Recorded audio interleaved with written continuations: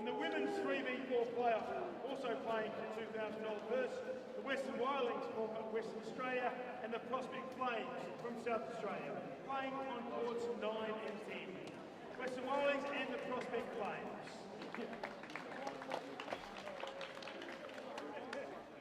And now, ladies and gentlemen, in the men's final, playing on courts 7 and 8 and playing for $12,000, with the runner-up taking $6,000 in a replay of last year's final of the men's, the Kooyong Classics and the Royal South Yarras.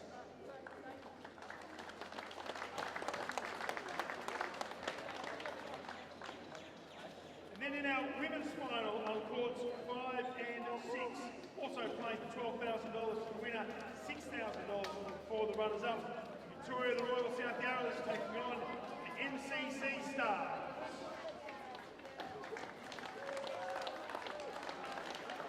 There is live streaming happening from Court 6 as well on our Facebook page, so thanks for all that underway. Please have a big round of applause for all of our teams, all the players taking part in today's South Conference ACL Finals. Good luck. Let's get our teams to their courts. Men's 3 and 4 playoffs on courts 11 and 12. Women's 3 and 4 playoffs on courts 9 and 10. The men's final on courts 7 and 8. Right here on courts 5 and 6, our women's final. Off to the courts, let's get our day underway.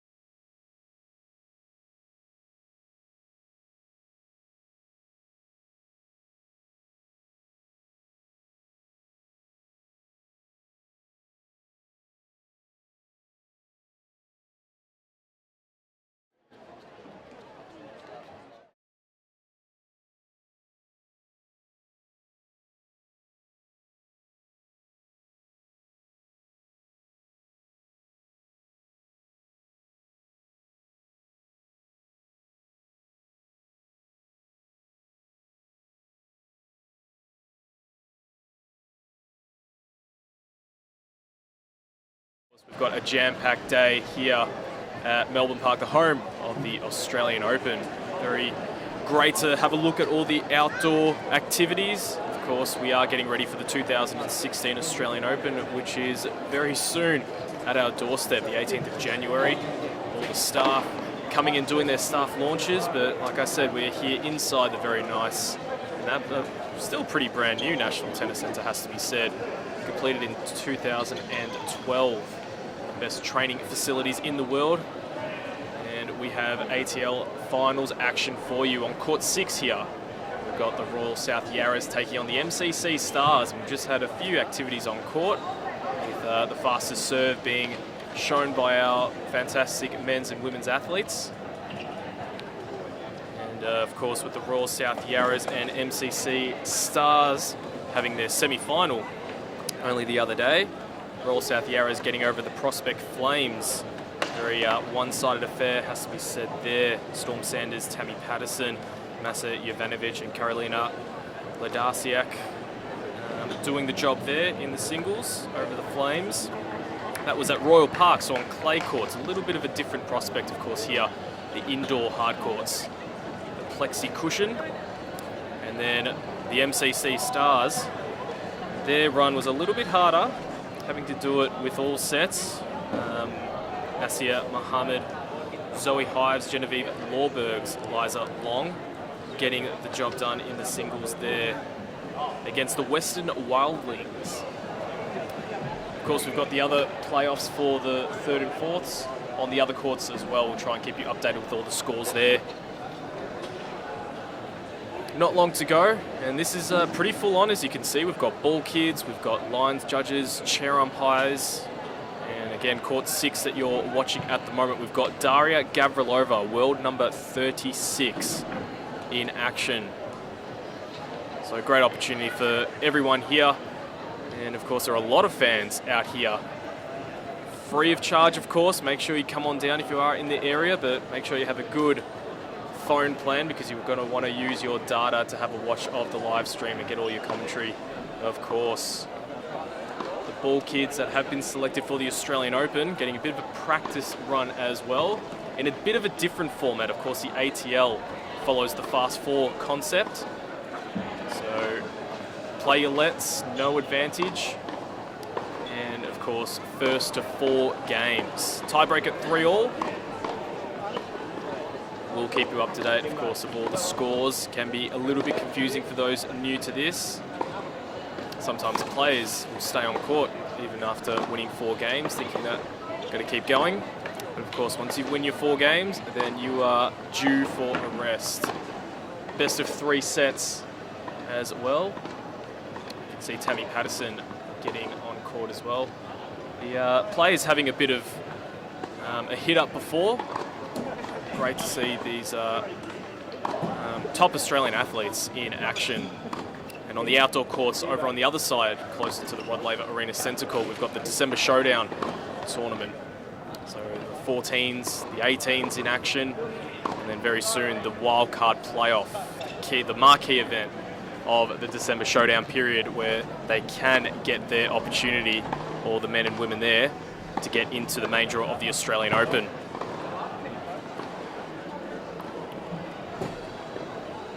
But to kick off action here, we've got Gavrilova on court for South Yarra.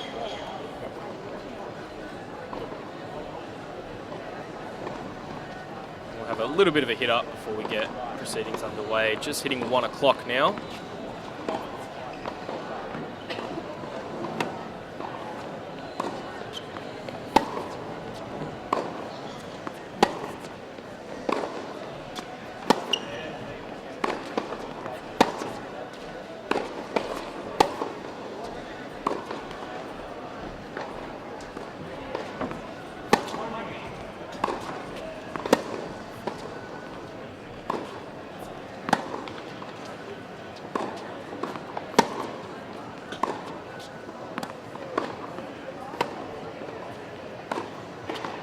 As I said, we'll keep you up to date with some scores from around the courts as well. Just towards our left, on court 7, we have the Kooyong Classics taking on the Royal South Yarras in the men's ATL final. We've seen those semi-finals on the live stream at Royal Park. So a concept, of course, the ATL, starting back in 2012. $40,000 prize pool. Absolutely great carrot to dangle in front of these players who are still here in Australia, wanting to get a bit of competitive action. And we've got the 2 Australian conferences, of course, with North and South. And we're focusing all of our attention on the South Conference. So $12,000 to the winning teams for today's ATL. And then the winners and runners-up from each conference will compete in the playoffs, and wildcard positions will get offered to some of our international teams during the second week of the Australian Open next year. So what an opportunity it is for some players to still get some Grand Slam experience on all the outdoor courts.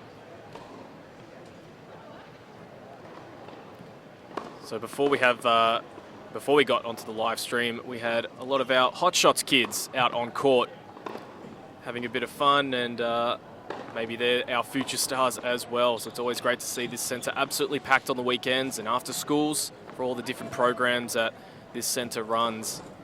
And if you haven't been here before, definitely come and check it out. One of the best training complexes in the world.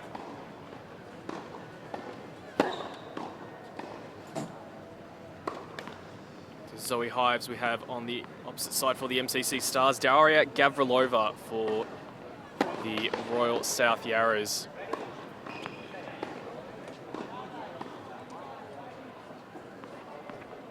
Gavrilova enjoying a very good season on tour, having some very impressive results. And of course, like I said, world number 36 in the world.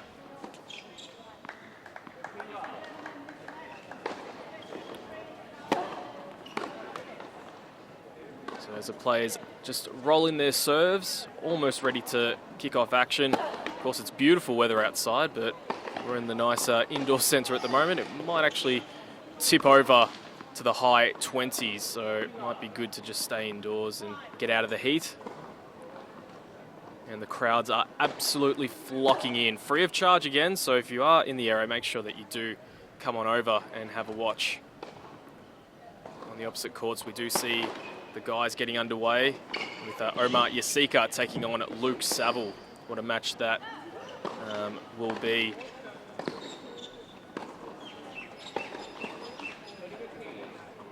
Warm-up is done though for Gavrilova and Hives as they take their respective sides. About to kick it off. This is the final, of course, of the Asia Pacific Tennis League here at Melbourne Park. Zoe Hives to get proceedings underway. MCC Stars taking on Royal South Yarra.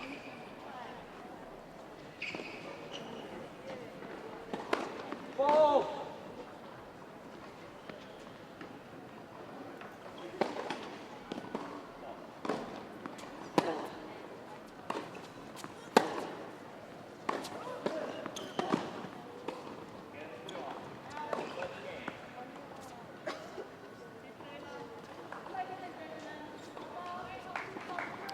You always find with matches, the first couple of points, players can be a little bit tentative.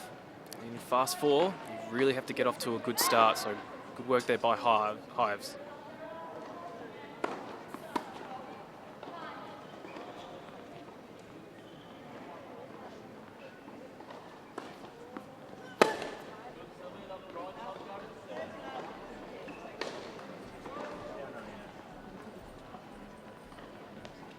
A couple of gifts there for Hives. Of course, you'll take that.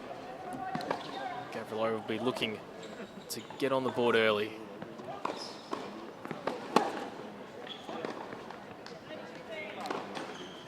Yeah, fantastic forehand. Tried that one before, miscuing it, and definitely a laser that time.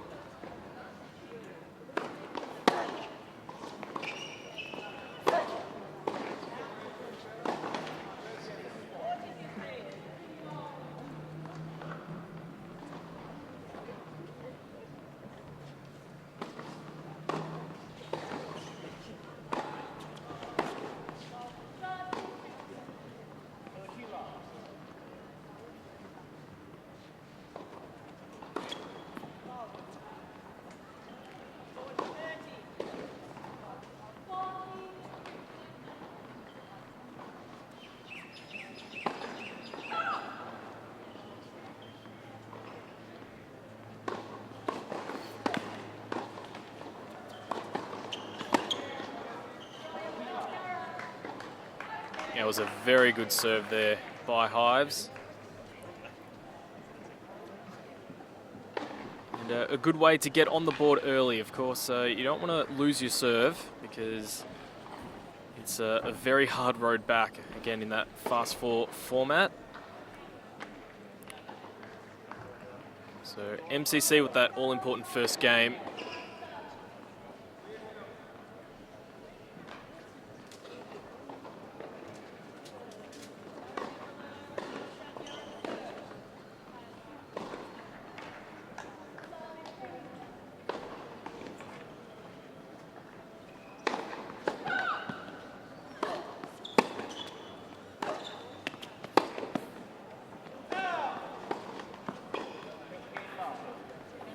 wasn't very balanced on that shot, Hives. Just catching it a little bit too early, trying to wrap it around and sailing out.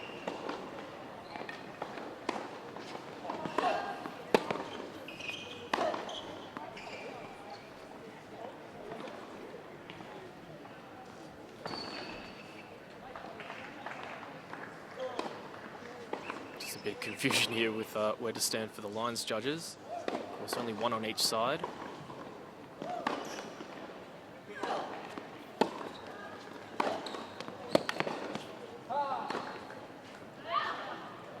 Geez, the power from both these players. Gavrilova getting the chocolates on that occasion, but Hives' defense has been quite good in the early part.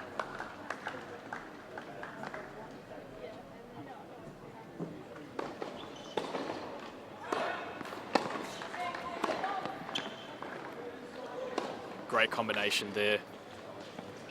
Already had Hives well outside on that juice and had the entire ad court to just pop that one in.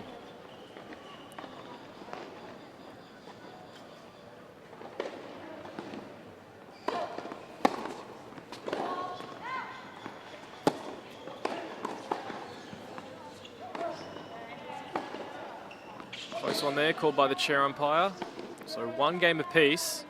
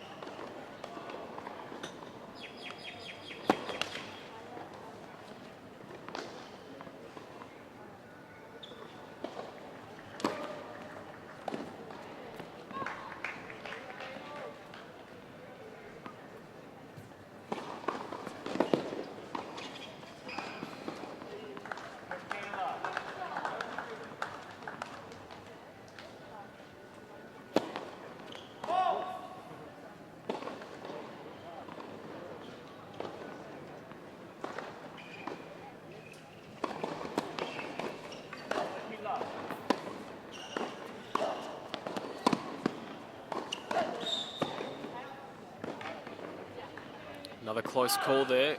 Gavrilova giving a bit of a look, but it was just long. Of course, we want to keep you up to date on some scores on the other courts, and we've got Sophie Torcello from MCC Stars taking on Tammy Patterson.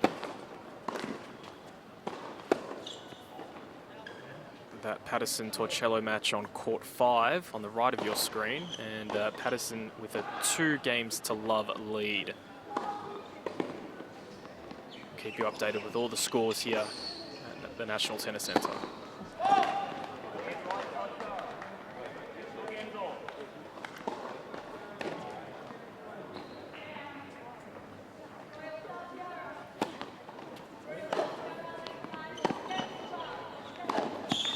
Oh, the angles from both players there, but it was Hives who was lucky enough to get that one back, and Gavrilova trying to go down the line, but well off balance.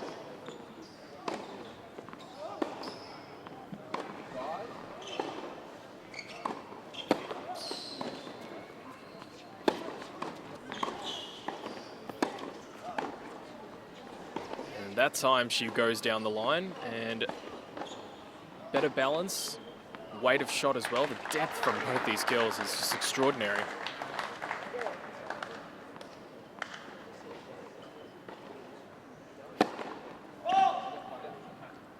There a couple of times, hasn't missed by much. And another look at a second serve for Gavrilova.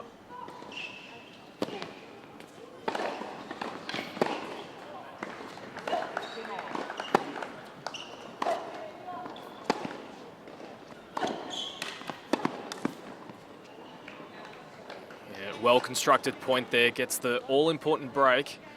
First couple of points of the match. few errors there by Gavrilova, but has really tightened up now. Well-constructed point. Again, in fast four, getting those breaks is vital, absolutely vital. And again, as we update you on the Patterson-Torcello match, Patterson with a 3-love lead now. Torcello serving to stay in that first set.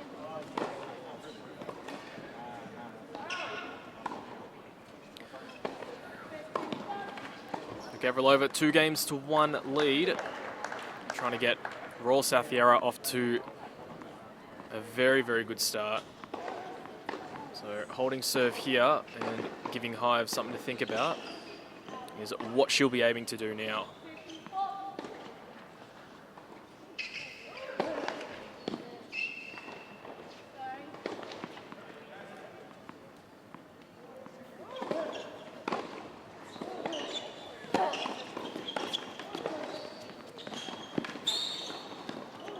Smart point. That was a very hard shot to play. A cross-court drop volley. Drop half volley almost as well. Hives thinking he was going to go down the line, wrong-footed.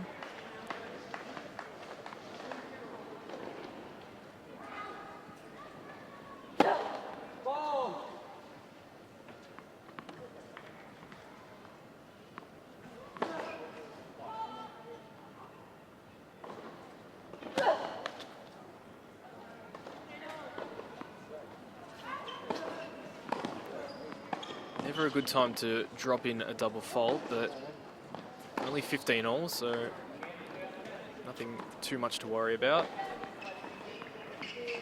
And again, updating you on that other court on the right-hand side. Tammy Patterson takes the first set, 4-love.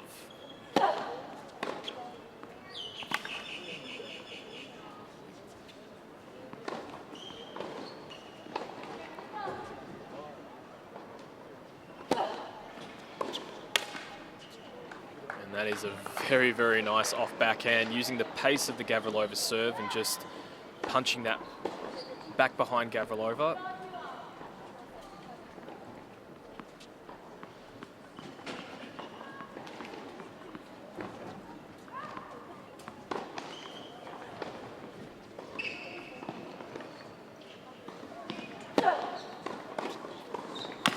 And again on the backhand. A lethal one from Hives. 2 cracking shots. Trying to get herself back into this game.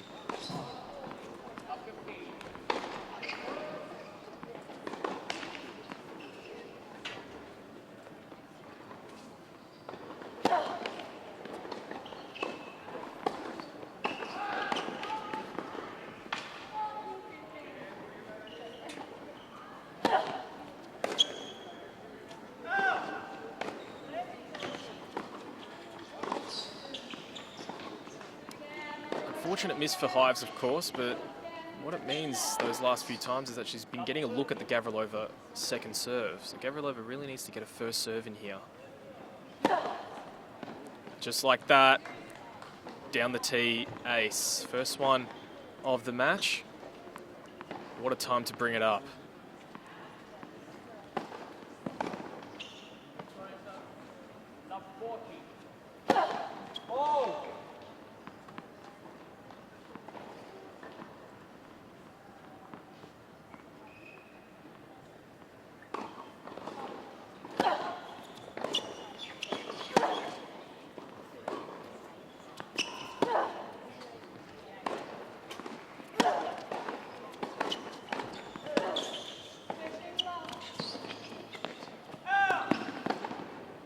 Very close call there, but it was the right one.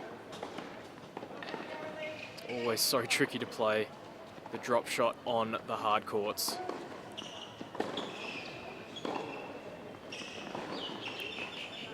But Gavrilova making sure she maintains that break lead. 3-1. And now serving to stay in the first set.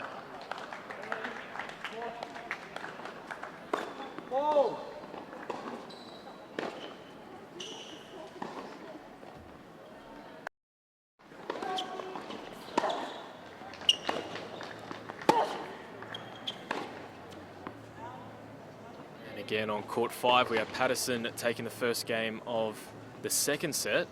So 5 games in a row there to Patterson.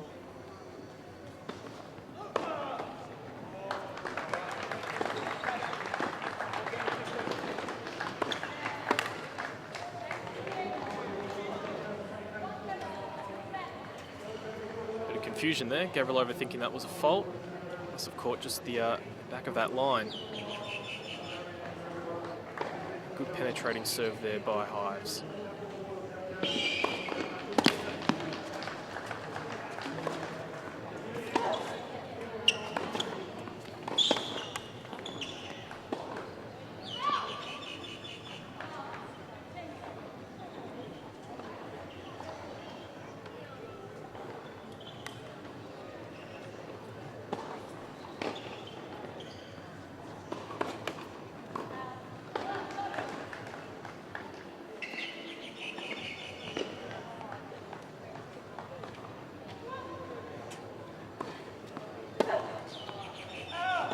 Wayward backhand there, just kicked up a little bit, wasn't able to control that.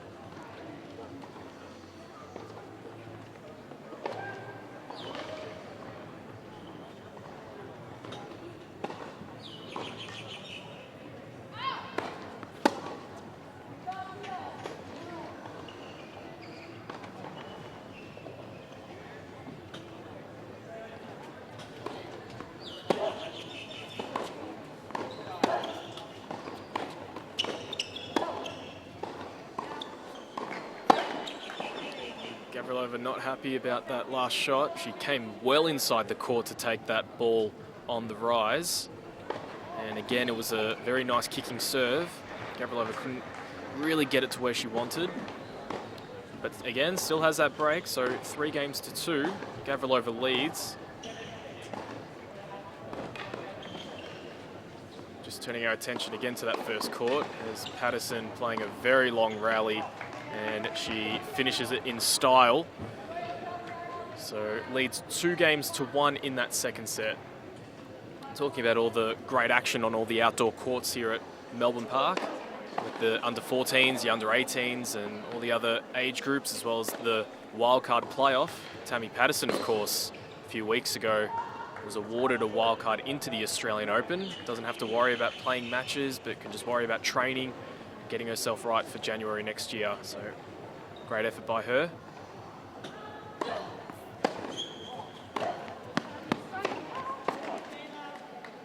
Another cracking forehand there from Gavrilova. When she does get a hold of it, it is one of the hardest shots to defend against in the world, no doubt about that.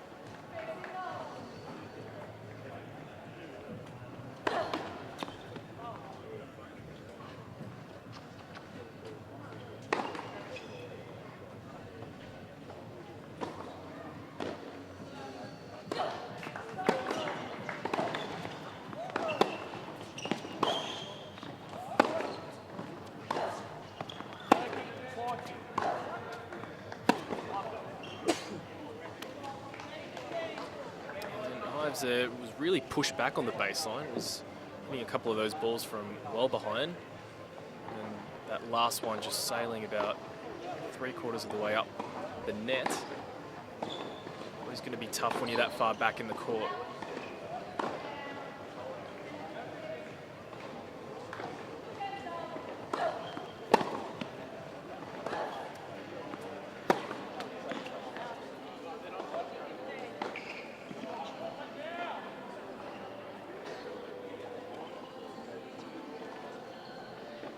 So 3-2 again. Gavrilova looking to seal this first set.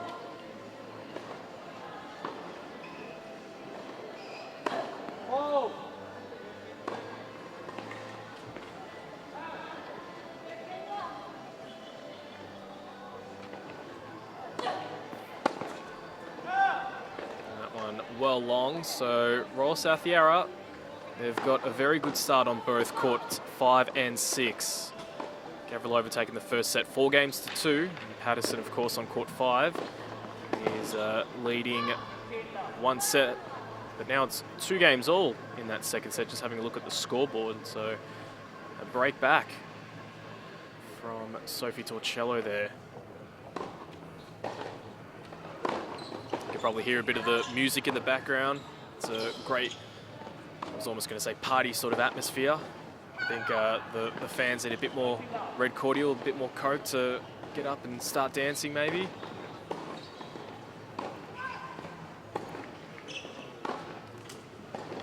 Fantastic day here at the National Tennis Centre at Melbourne Park. So many activities on, not just for tennis, but concerts and events. Of course, all these stadiums so close to each other, so close to the centre of the city. Very sport here in Melbourne. And quick turnarounds. We've got Gavrilova just running back to her spot. Zoe Hives as well, grabbing the balls, ready to serve. Got off to a good start in the first set. She won her first service game quite comfortably, but again, that was more so from a few errors from the Gavrilova racket.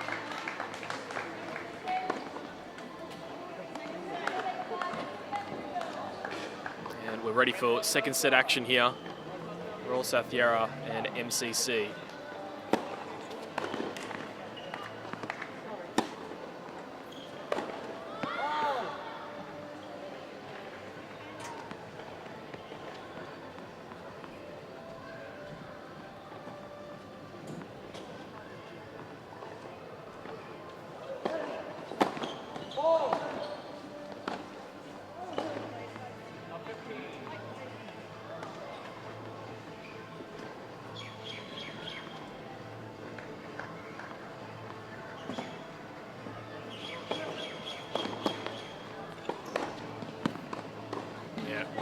That is a very, very world-class forehand.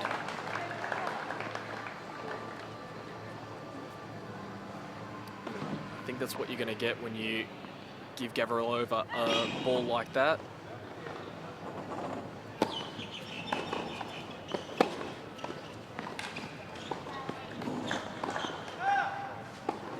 Two great shots there by Hives.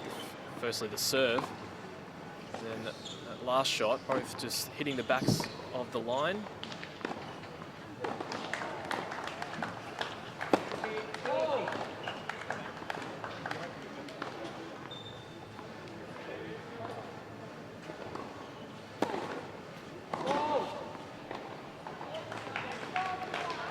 Didn't get the rotation right there, so that one just popping out long. Throwing in a double fault now. Again, giving Gavrilova a look in.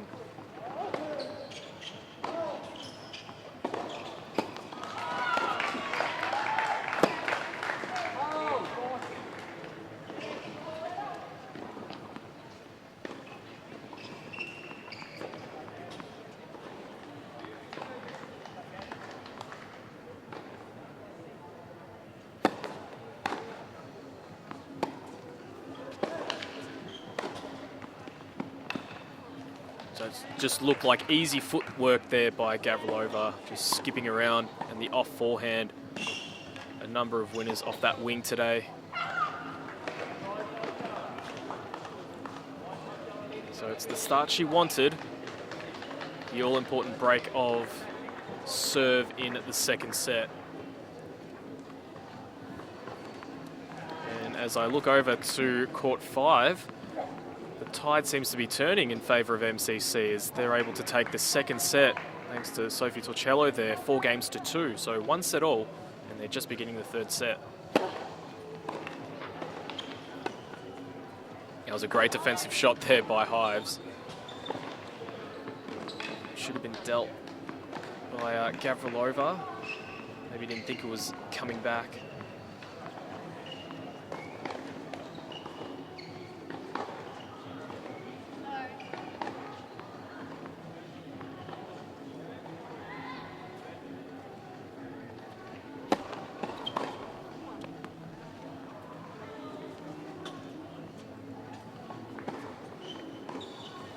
Always interesting to see the ball toss go up and then the player able to just stop it if it's not going in the right direction that you wanted. Of course, you are more than welcome to do that.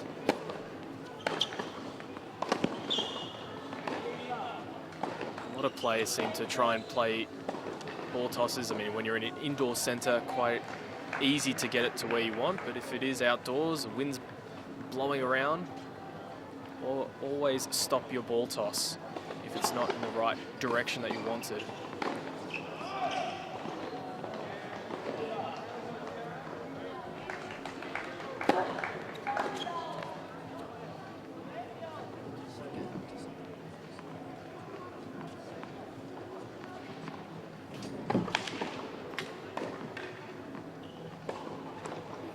Have a score update for court 7. We've got again Royal South Yarra on the men's side taking on Kooyong, and it was Omar Jasika taking the first set 4-2, but Saville has bounced back, leading 3-love in the second set.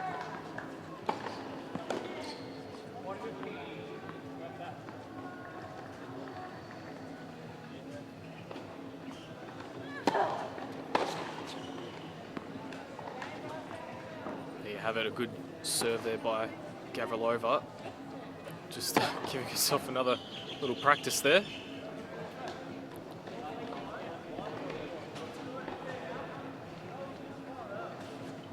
So 2-love to Gavrilova. She looks set on finishing this quite early, but Hives again, when she was in this position before, she pulled out some cracking shots and made it hard for Gavrilova. So if she could just hang in there, maybe she could push this one and take it to a third.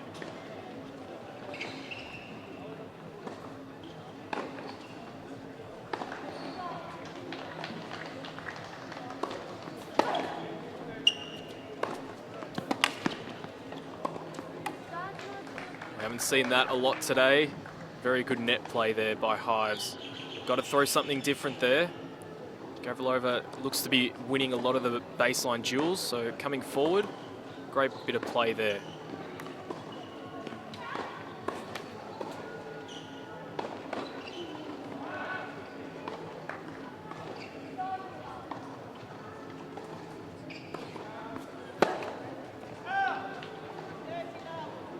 So Luke Saville is really kicked into gear on court 7 on the left of your screen, taking that second set 4-2. So we are into a decider. Omar Jasika and Luke Saville there. We'll keep you updated on that score. As we're back to action here, and Hives has put in a couple of really well-constructed points, moving Gavrilova around.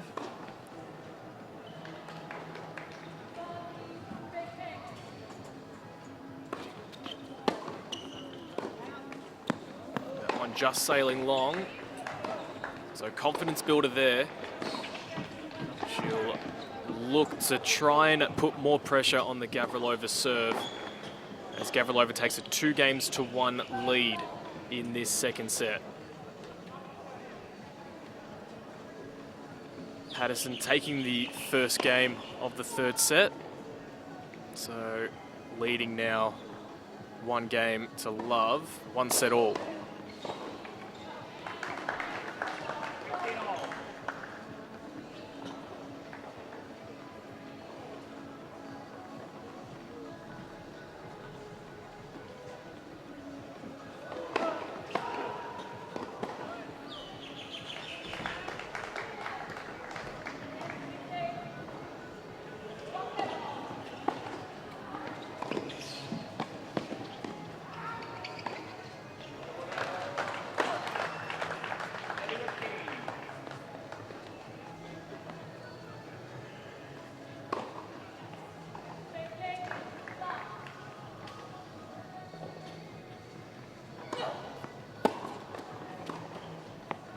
Again, with a very nice shot there, good start by Hives, and was aiming to come forward again to finish that point if it did come her way. So I like how she's trying to mix this up, throw in something different for Gavrilova, just rush her on that backhand.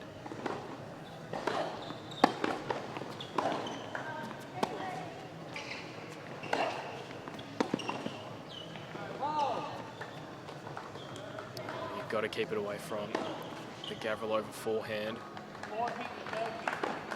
So when she gets a look in, if it's a little bit short, she's just taking care of that one.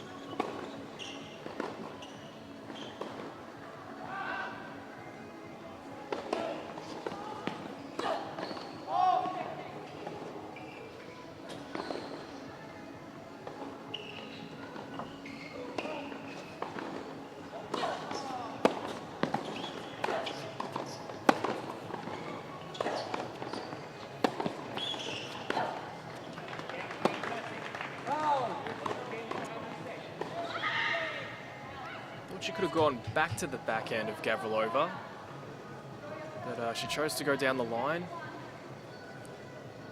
just missing that one. So 30-15.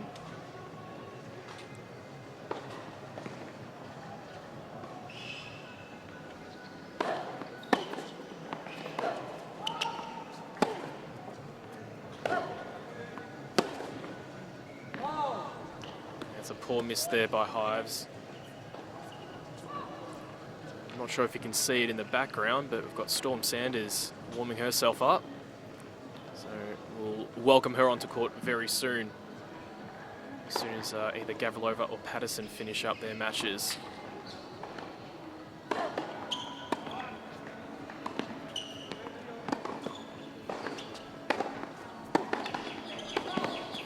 Great work there by the players to understand that we play the lets. The first one we've seen today. Gavrilova missing that volley, but great that there was just no flinching from both players. They just kept playing it.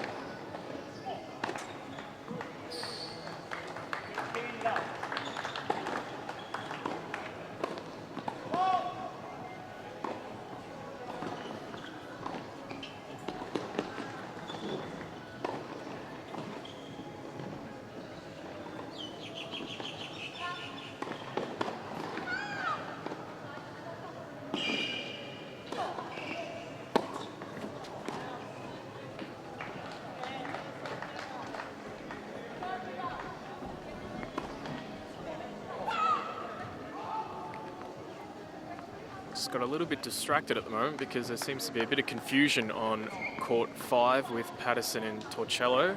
Must be a line call dispute. Keep an eye on that one. But Hives back on serve now.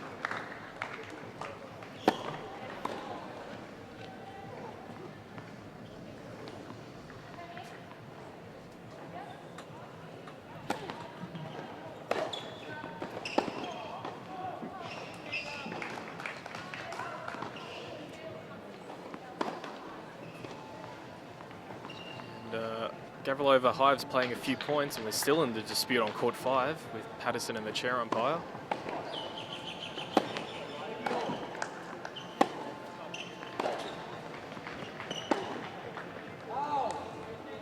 That was a great ball there by Gavrilova, really popping it up, but moving it short. Nice angle she was able to create. Really forced Hives to go for the winner, because if she just popped that back cross court, that was going down the line.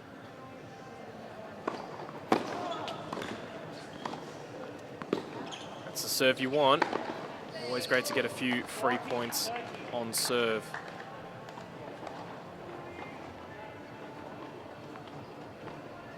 And we are still in a dispute on court 5. We might finish this match here on court 6 before we get another point on court 5.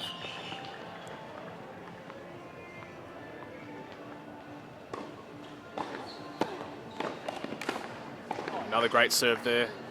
So important to get that first one in. She's going down the tee a lot on both sides.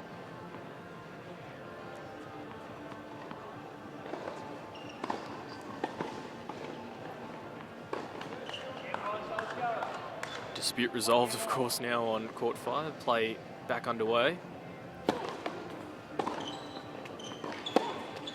They get another leg cord, and what a backhand there. That was a cracker by Zoe Hives. And she stays in this second set. That's all you need, a little bit of luck. Of course, in, I have to say, normal tennis, scoring, then that will just be going back. Onto that leg cord, though, of course, when we get to the doubles, you do have to remember that both players on the returning side are allowed to return the ball. So if it's one of those lets that just really dips down and dies, then the player closer to the net has every opportunity to go and try and retrieve that. So let's hope we see a couple of those interesting points when we get to our doubles.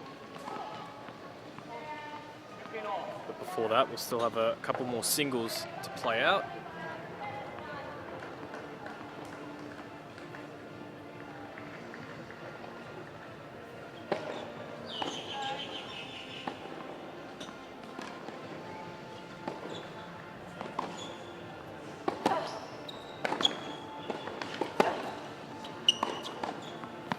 Oh yes, back behind her.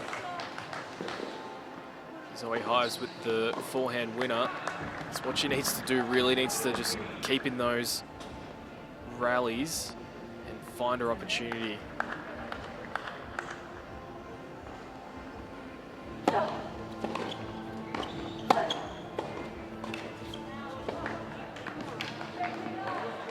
Because as we know, Gavrilova, an absolute fighter, will just keep those balls in play. So Hives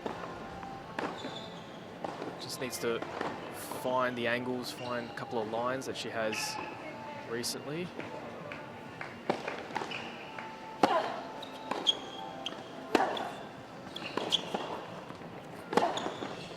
Oh, world-class point there by Gavrilova. Deep serve, setting it up well. And again, that deadly forehand. Hives couldn't do anything about that. Played it as well as she could.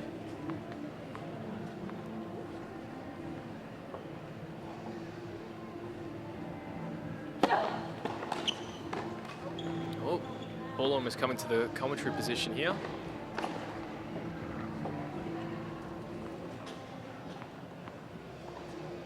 wonder if it's like at the US Open, if you get to keep the balls if it comes down here, if we have to give them back. A lot of fans up here. And there we have it. That's game, set, and match to Gavrilova. 2 sets to love. 4-2, 4-2.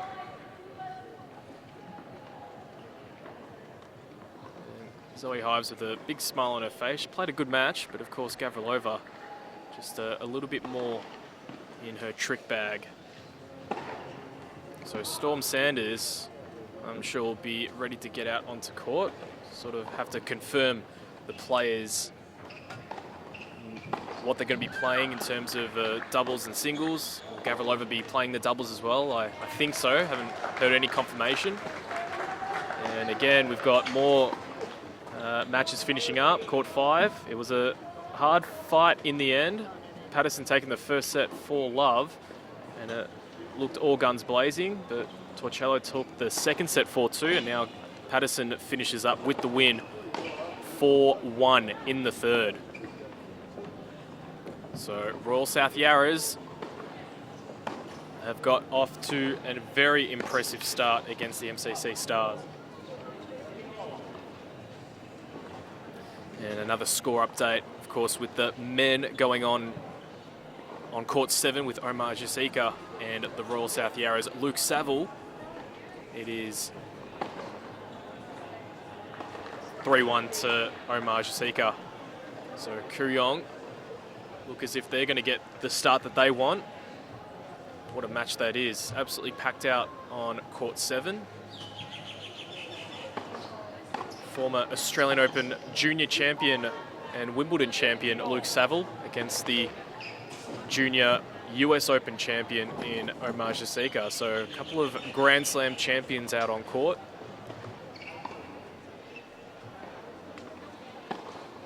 That's what is great about this concept, seeing so many of the top Aussie players descend here at Melbourne Park. And again, free of charge for all of those near. It's a beautiful Sunday afternoon. If you've got nothing to do, make sure you head on down to the National Tennis Centre. Come on in, and the lovely staff here are putting on a fantastic show.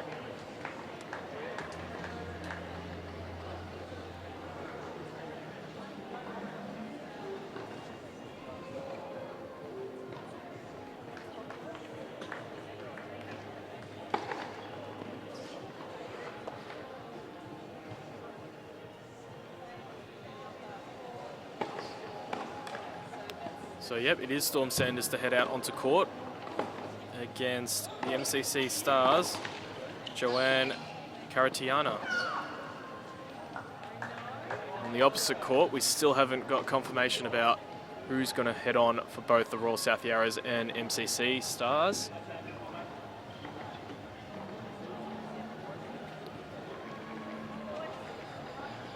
I think the players have had opportunities outside to have a bit of a warm-up, so maybe this won't take too long because it has been a bit of a wait now from the previous warm-up to the first singles match. Here we go, the warm-up underway for both Sanders and Karatantcheva.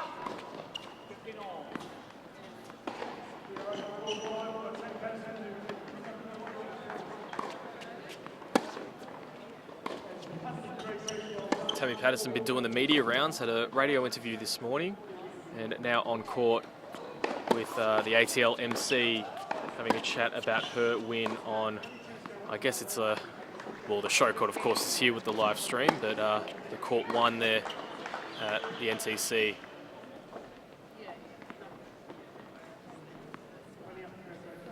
So what an impressive start for the Royal South Yarras, 2 sets to love.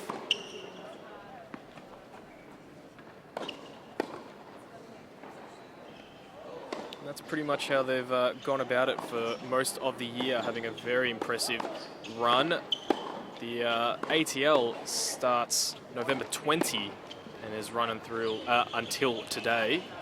So relatively short competition, but they have played a fair bit.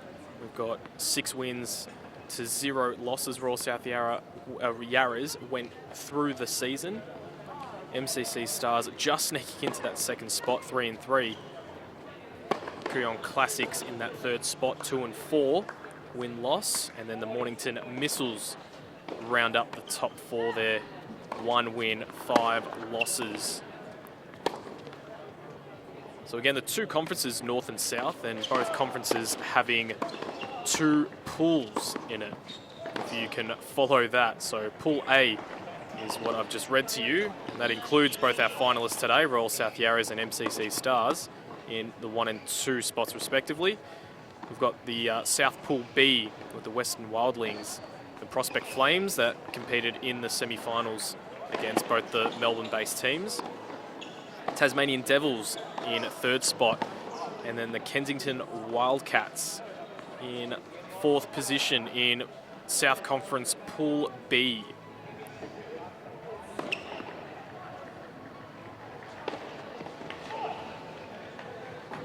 And with the North Conference going on as well, the final will be played. We're talking about the women's ATL at the moment. The Brisbane Sharks taking on Canberra Velocity. They played their semi-finals at the Caloundra Tennis Club on hard court, so they'll, I'm sure, maintain a similar surface, whereas the South Conference here, we're at Royal Park on the clays, and then on the hard courts here at the moment.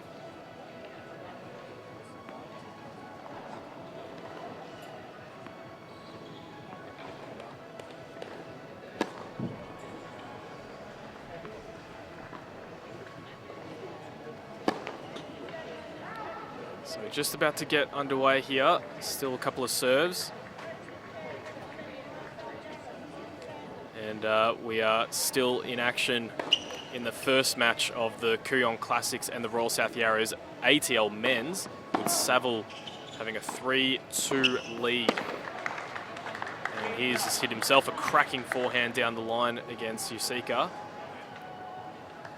Always difficult to play the lefty when I think Saville would say that his forehand is probably his strongest weapon. And Yusika as well with a cracking forehand of his own, but when you're hitting it with as much power as Saville has got at the moment.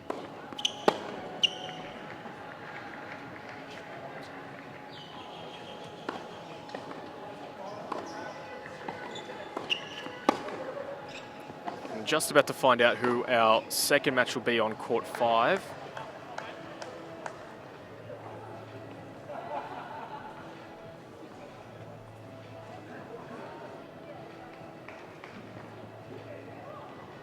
So for the Royal South Yarras on court 5, they've just put it up. It will be Karolina Ledasic taking on Eliza Long.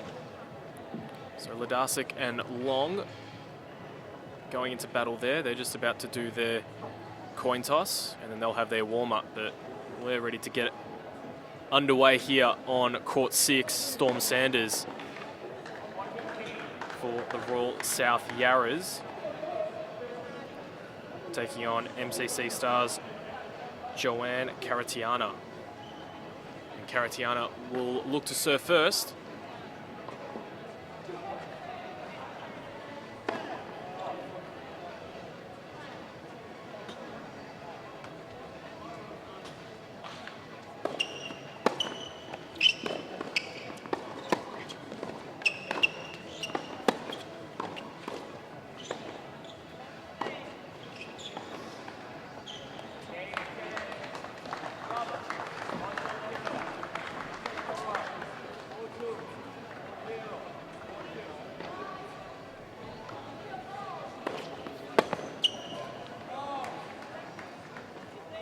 And we have finished play there on court 7. Luke Saville gets up for the Royal South Yarras. So the Royal South Yarras in both the men's and women's ATL final doing the business at the moment. But from what little points I saw, that match was an absolute cracker between Yasika and Saville.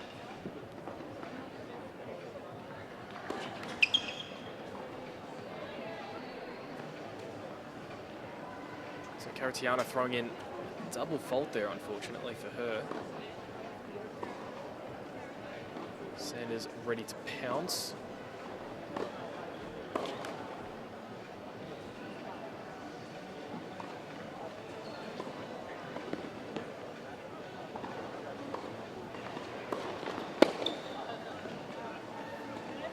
Being very aggressive, Sanders is at the moment. I was just taking a look at her left leg. She's got that strapped up. Hopefully that's just a preventative measure. No injuries, especially leading into the big summer of tennis. And a wild shot there by Karatantcheva.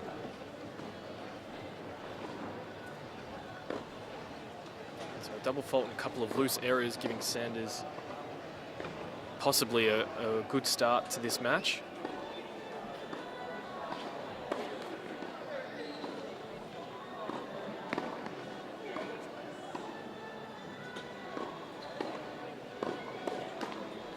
So it's 2 double faults and 2 poor errors there by the MCC stars.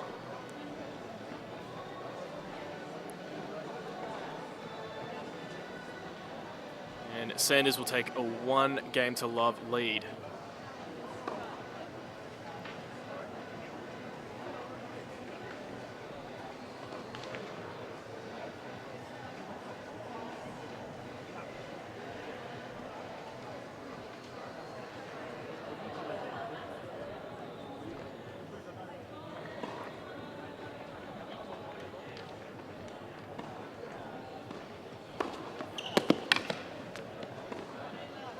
Great sliding serve there down the tee by Sanders. That's what that lefty serve will do on the deuce court against the right-hander. Always go to your backhand in a very awkward way.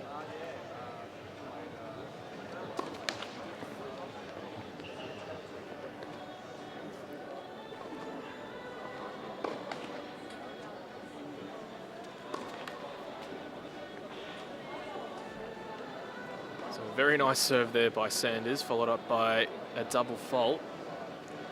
So a couple of double faults by both girls.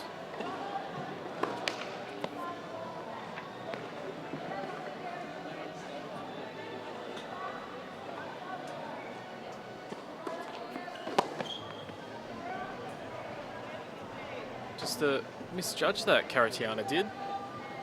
Just framed that one.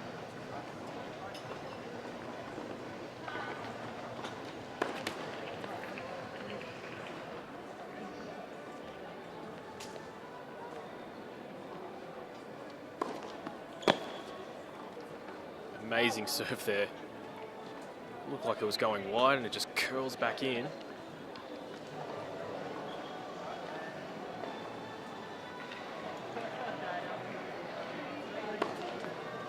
And again, down the tee on the juice side. Great serving by Sanders. 2 games to love.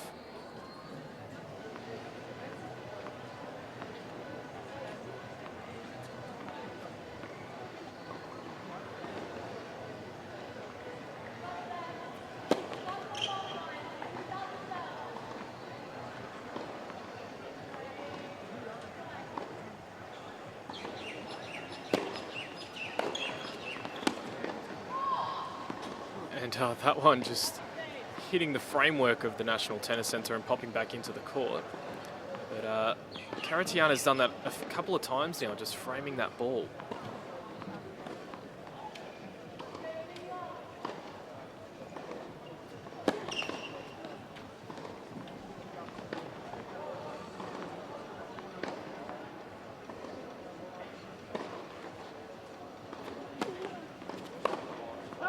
Went for the big one, Sanders.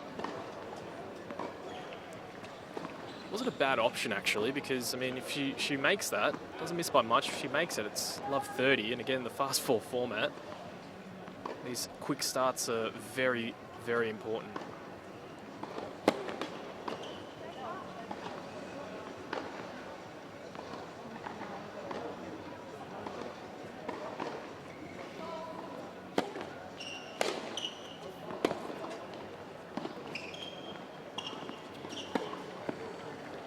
Was a string there. That's all Sanders could do, just try and play a drop shot, and just popped up easily for MCC Stars just to smack that one back. So changing of rackets here for Sanders, but again going back to that missed backhand down the line on the ad side by Sanders at love 15. I mean, what that does as well is gives Karatantcheva something to think about, because if she rolls that second serve in, she knows what Sanders is capable of doing. So missing it on that occasion, might not miss it on the second. She is cracking everything at the moment, Storm Sanders.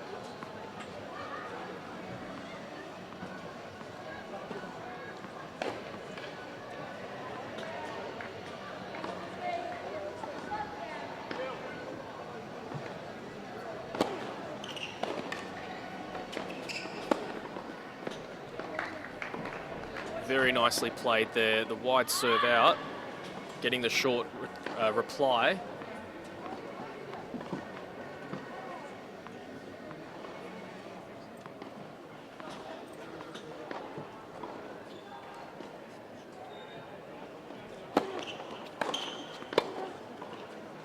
Cannot do anything about that. That is a wicked return there by Sanders, right at the feet of Karatantcheva. Just so much pace there.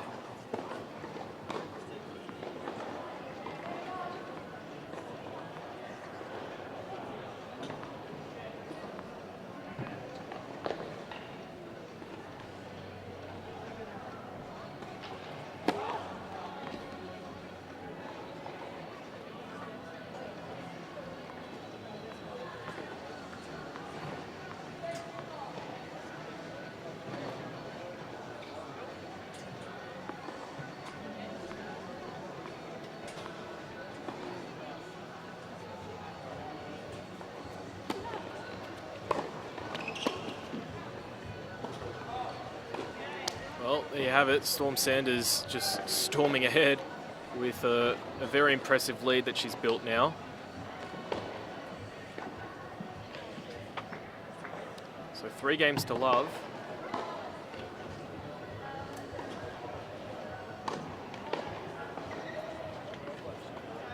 And on court 5 again, Ladasic and Eliza Long getting underway now. Scoreboard isn't updated there, so we'll try and get an update very soon. That are on court 7, so the men's, the Kooyong Classics and the Royal South Yarras. For Kooyong, it's Ruben Statham taking on Jared Ma from the Royal South Yarras. So some power hitting, I think, in that match is about to get underway. They're just in their warm-up as Sanders looks to finish this game off and go with a 4-love lead.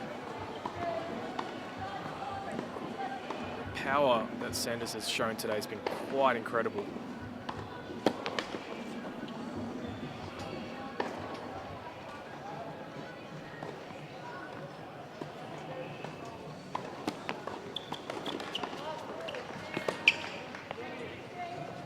Again, that sliding serve out. I'm lucky enough to be able to work here at the National Tennis Centre and get to see some of these players come in and practice, and Sanders over the last couple of years just amazing improvement as we see the let cord, and we saw a couple in the previous match, but they were a lot more kind than that one. That one just really dying. So Sanders now at 30 love.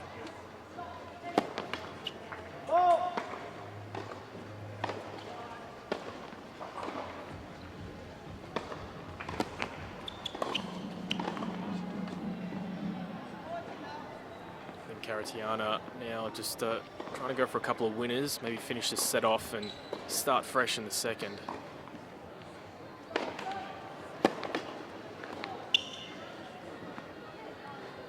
Only just missing the line there. So second serve here for Sanders. Karatantcheva will look to just pounce on this one. Yeah, she does, but that one just sails way long. So Sanders takes the first set, 4 games to love. And Royal South Yarra doing it easy at the moment.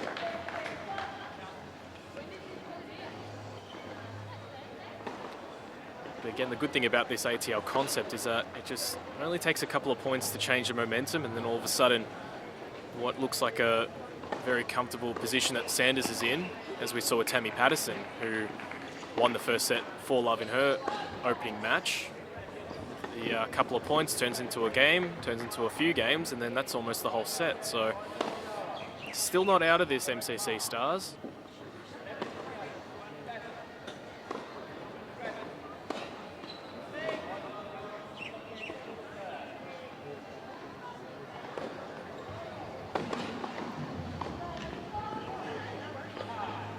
But what really seems to have caught Karatantcheva maybe a little bit off guard is just that power from Sanders on both wings, backhand and forehand. She hasn't missed too much. So it hasn't been too many rallies, it's just a lot of power hitting.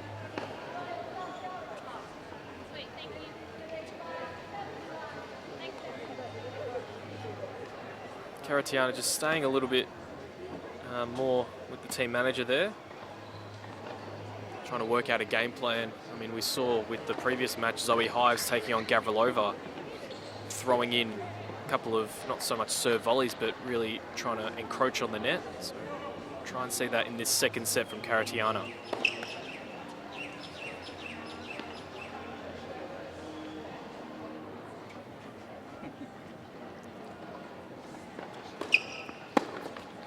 Just having a look at a couple of photos. Apparently the Brisbane conference definitely looking at what the South are providing here at the moment. So to all of our Brisbane viewers, welcome to you.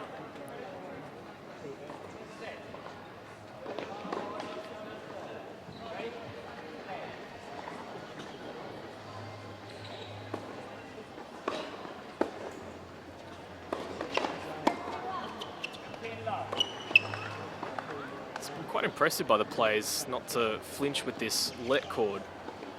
And when you play so much another way, sometimes you can accidentally just send that one back and try to play it again, but these players are very much switched on.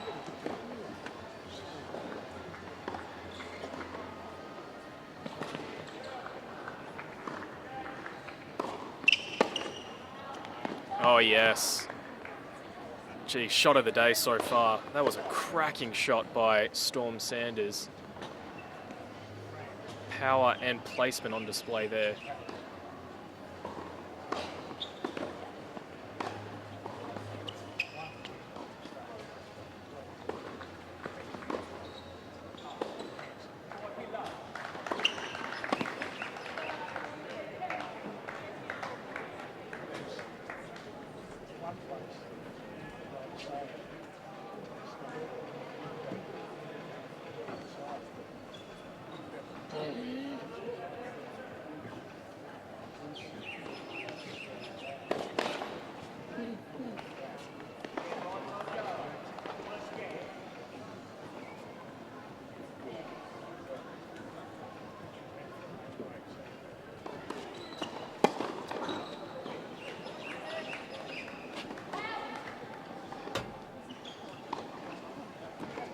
the long and Ladasic match.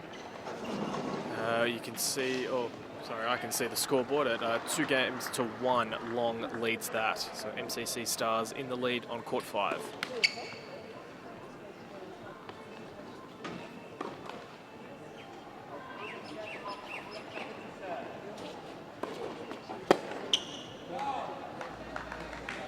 A couple of wayward backhands there by Sanders. So the first one of this game, absolute cracker cross court. Now missing a couple, so giving Karatantcheva a nice look in there. Again, we talk about confidence building points or games, and that was definitely a good game there. Able to hold serve and maybe try and put a bit of pressure on the Sanders serve. I think she'll like to maybe move towards the centre, because I think Sanders for the last few serves on the due side has gone down the tee. Let's see what she does here. Well, that one's just a perfect placement. I think if she was standing right in front of that one, she wasn't getting that back. Great work by Sanders. And down the tee again. 2 aces.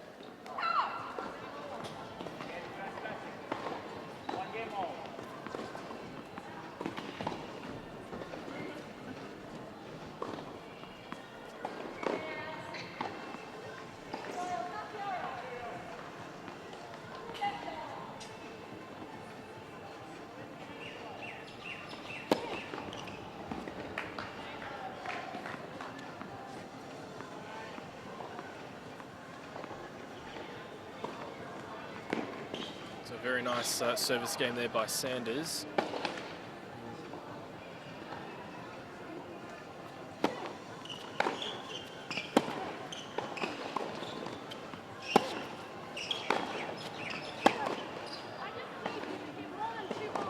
Jeez, it is so hard for Karatantcheva at the moment, because Sanders is not only doing it to her with power, but with the depth of shot as well. And then Karatantcheva able to match the power, but not the depth. So, a bit tricky for her at the moment.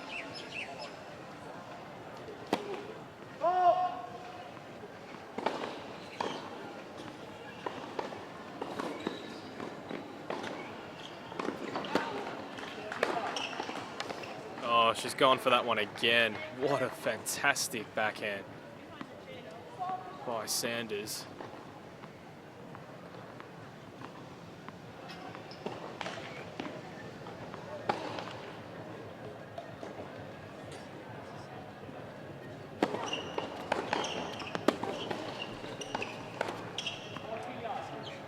Again, finding the line there.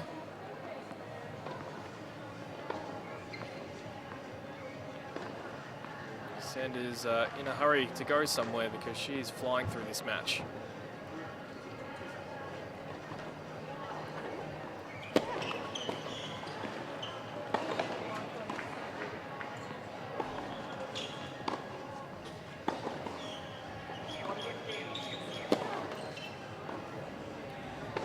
Double fault there, gifting Sanders a break of serve.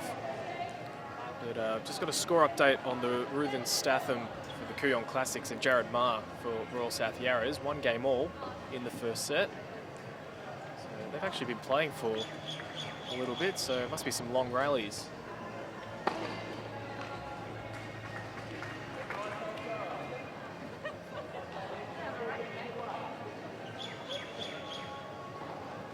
Two games to 1 now, Sanders leads. Looking to make it 3-1.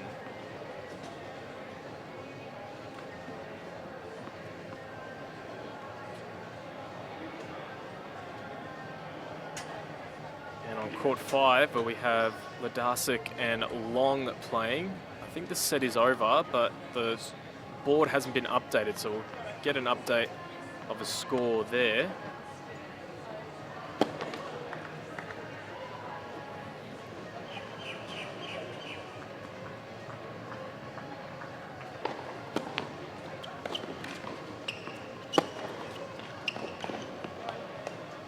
That one looked, was called in by the umpire, but from my angle, I thought that was just out, but umpire's definitely in a better position.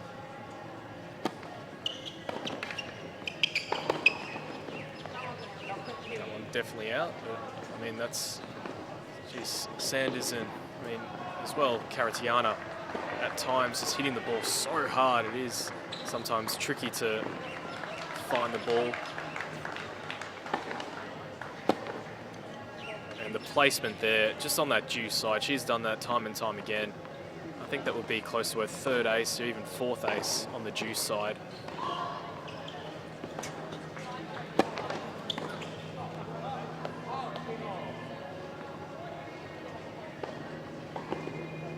Just interested at her serving stance as well. She is about a step behind the baseline and then steps very close to it. It's a very interesting action.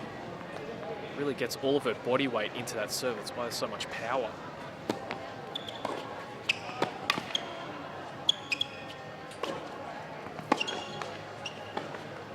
Karatantcheva not going down without a fight. That was a very well constructed point. Deep to Sanders' forehand. And then she had to defend very quickly there, Sanders.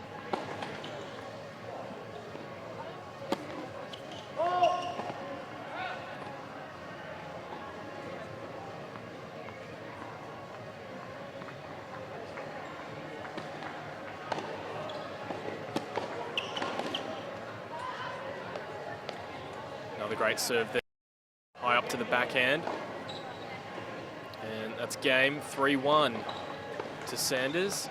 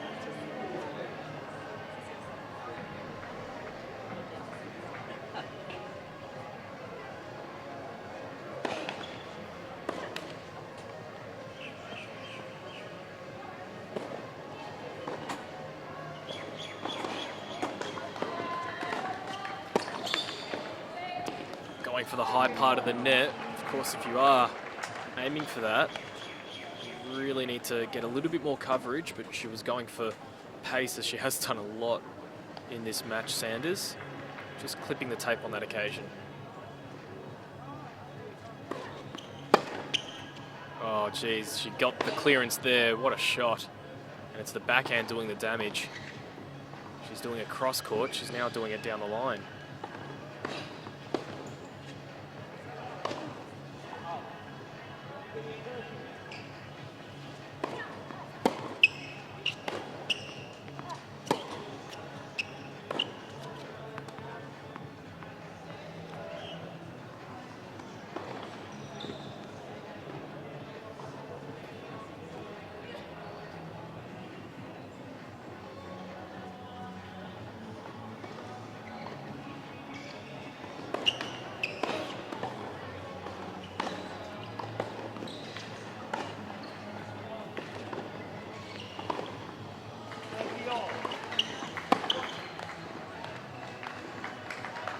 Well, that was always going long because Sanders was stepping very much inside the court. So just cracked that one, sailing long, choosing to stay on the deuce side, on the ad side, sorry.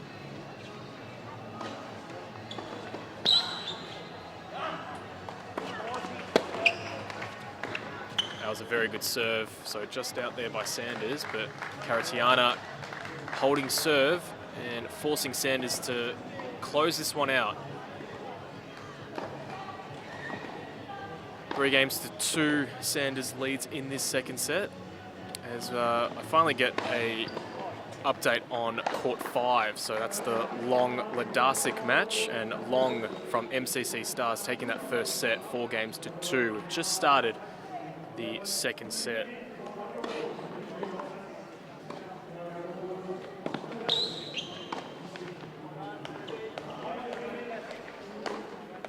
And another update on court 7, the one to the left of your screen, Jared Ma and Ruben Statham, and 2-all. So very tight contest there.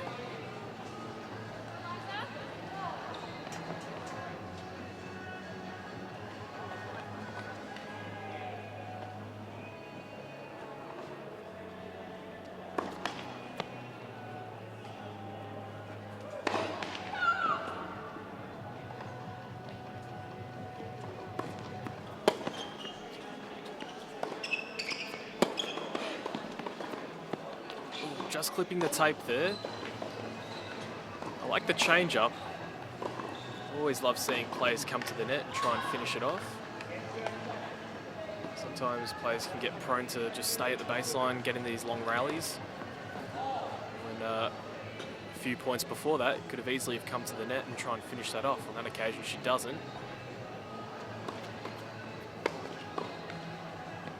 That was a tough ball because that coming off the net just really curled into Karatantcheva. So unfortunately, the luck going the way of Sanders, as most of this match today has gone.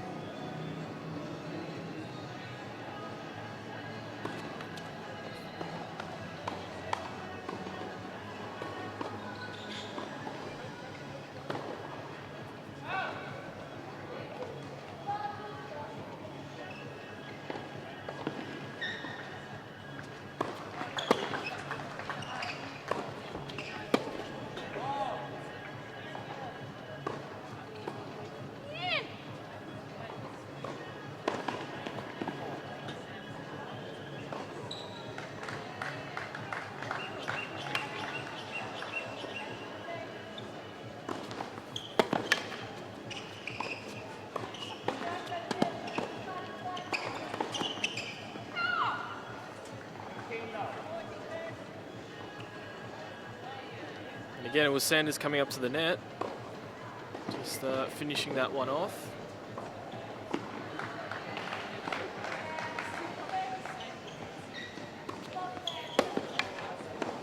And there you have it. It's Storm Sanders for the Royal South Yarras, getting into an even better lead than what they started with. So that's 3 rubbers to love. Sanders taking that one out for love, 4-2.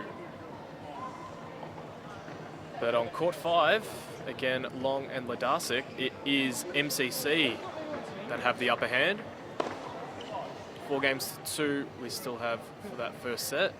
The scoreboard's still not updated for the second set, but they've played a couple of games now.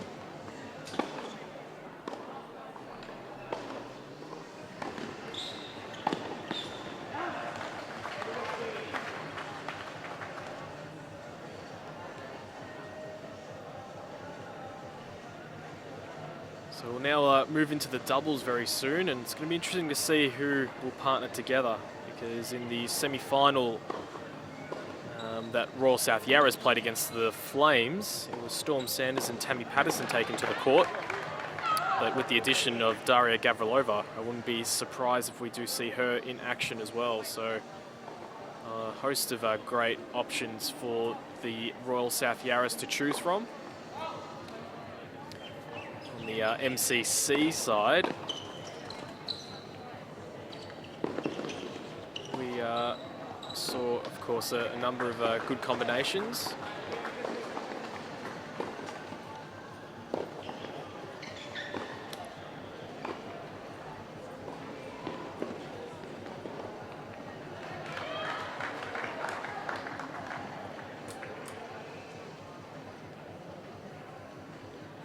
Looking through my notes there, so during the semi-final for the MCC Stars when they took on the Western Wildlings, it was Genevieve Law-Bergs and Joanna Karatantcheva taking to the court in the first doubles, and then Zoe Hives partnered Azia Mohammed. So I've seen a lot of the squad here today, so again it'll be interesting to see who they do go with.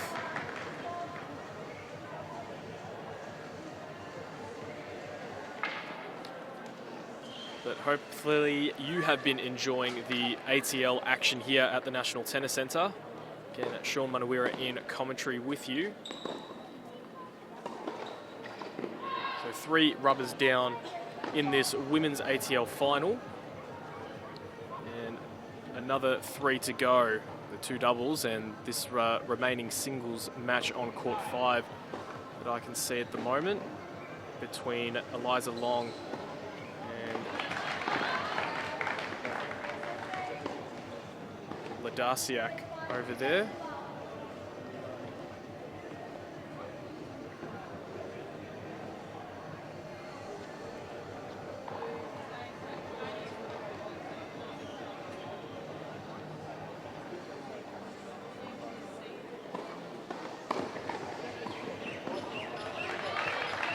Updating you, of course, on court 7, the Kooyong Classics and the Royal South Yarras. It was Ruben Statham in the first set, getting the nod, 4 games to 2. So after the 2-all, a very tough game there. Ruben getting over the top of Jared Ma in the first set. So they're back into second set action now.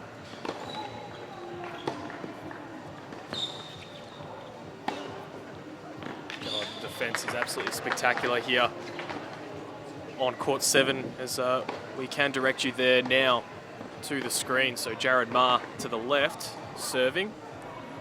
Ruben Statham for the Kooyong Classics.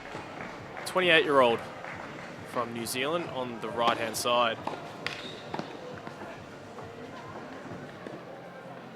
That's all he was able to do there, Ruben, by a good volley from Ma. So the flick sailing wide. Try and update you on the game score as well. We've come into it halfway through.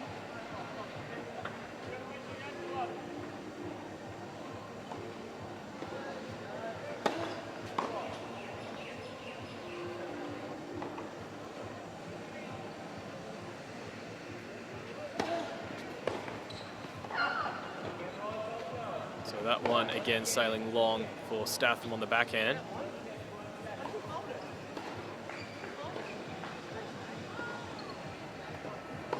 Heading over, just having a bit of a chat to the ball kids. Just having a bit of a joke on court. It's always great to see the players sort of with a light-hearted approach. Of course, everyone here wants to win, but to have a bit of fun, that's what this concept is also all about. Just getting people into the sport. A number of Fast 4 competitions going on all around Australia as Jared Ma trips over one of the ball kids. He's not watching where he's going. But it is a great concept, great to play. If you don't play too much tennis, that's all right. It's just to get you involved in the sport, picking up a racket, playing for maybe an hour or so, and get a couple of Fast 4 sets in there.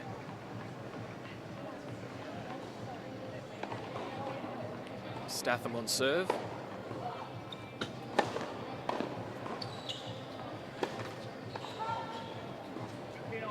Poor work there because he got the point that he wanted, the short reply from Ma. That one goes long, so 15 all.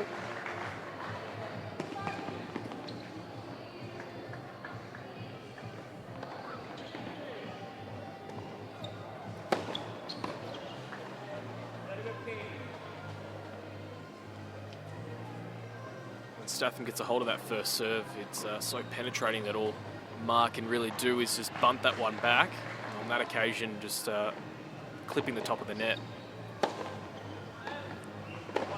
Couldn't even get a look on that ball. That was a great bit of play down the line. 40-15, I believe we're at on court 7 here. Kooyong Classics taking on the Royal South Yarras.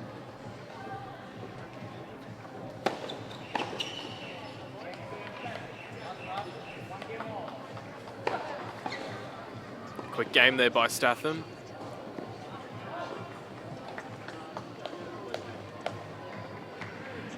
So it must be 1-1 there. Statham versus Ma. Just get the confirmation. I think that was only starting the second set after Statham, if you're just joining us, taking the first 4 games to 2.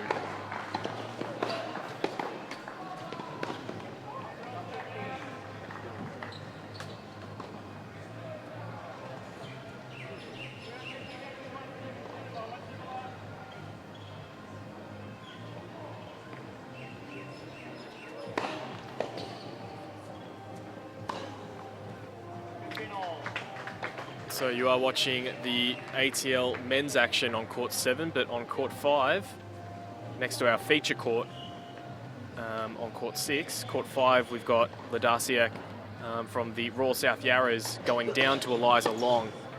Don't have a confirmation on the second set score, but it looks like it was 2 sets to love after Long took the first set, 4 games to 2. So MCC finally getting on the board. But it's 3 rubbers to 1. They're going to have to do something special in the doubles.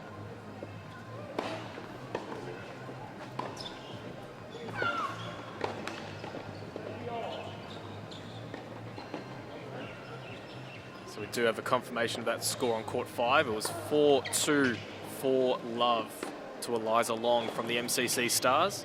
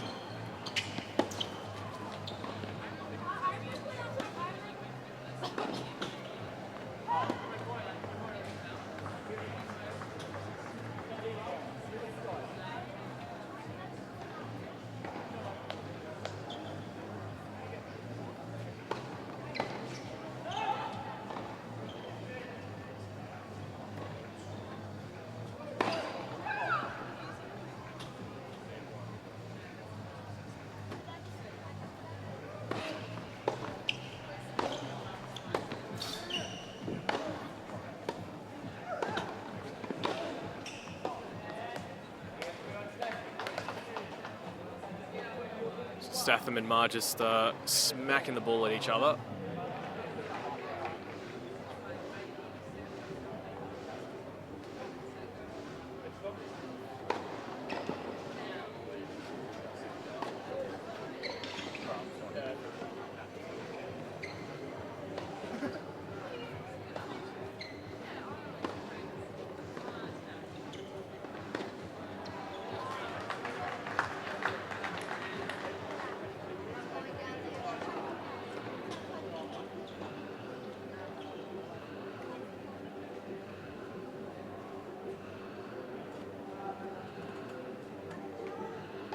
Both players ready to head back out. I've got a little bit to say to the players and the supporter base up here on the balcony.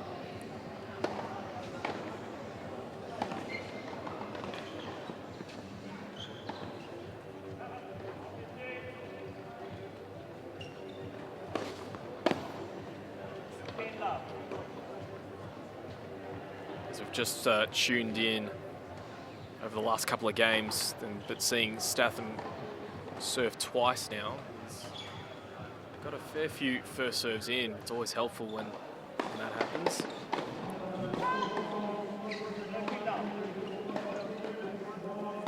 Quick service games. It's already 30 love. A couple of those free points, making it difficult for your opponent.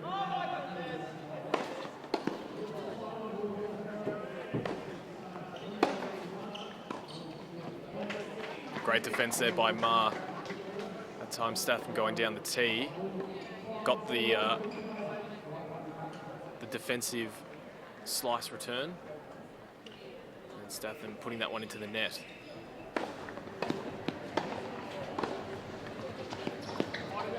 Great defence there again by Ma, but too much power there for Statham.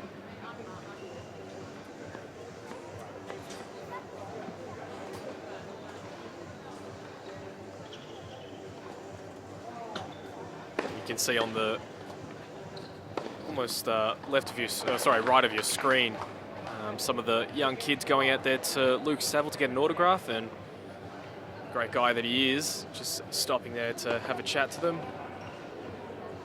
Again, what a great experience it must be for them to see some of these top players from, as we've said at the very start, and all throughout the coverage, all around the country, come here to the home of the Australian Open and see some absolute superstars.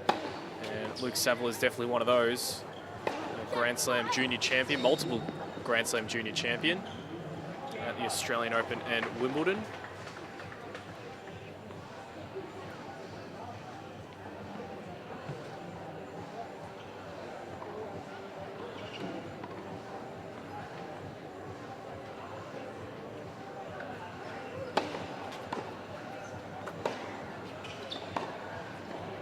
For those interested in the Kooyong Classics doubles combination, you can see Daniel Burns out there with Mark Polmans. It'll be interesting to see if they actually team up to play the doubles.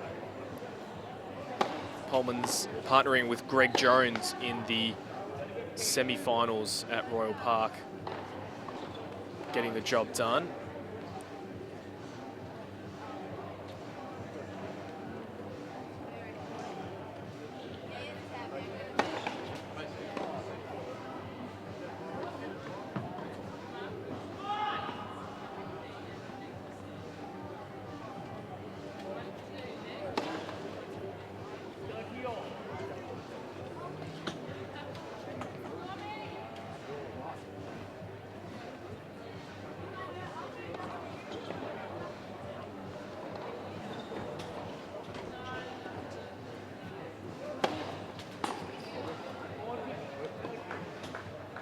Great wide serve out there on the juice court for Ma.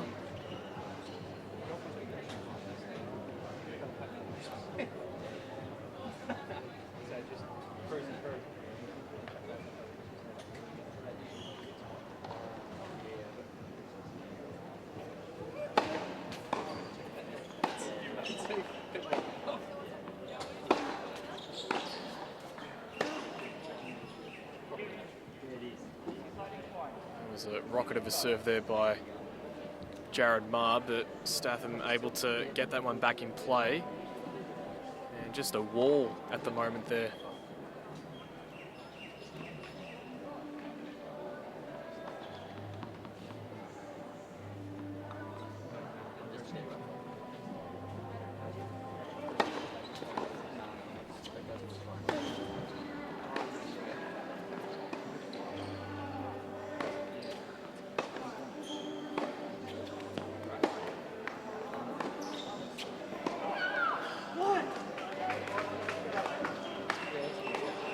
Very hard game there by Ma. Did it the hard way, but able to change ends, get the score update. I think Statham has the lead.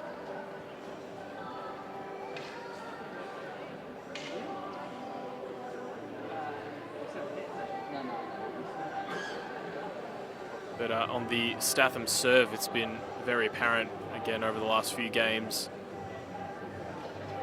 A little bit more penetrating on that first one, probably getting a high percentage of first serves in as well. Ma struggling a little bit just to get that ball firstly into play, and then there have been quick service games for Statham. But Ma hanging in there.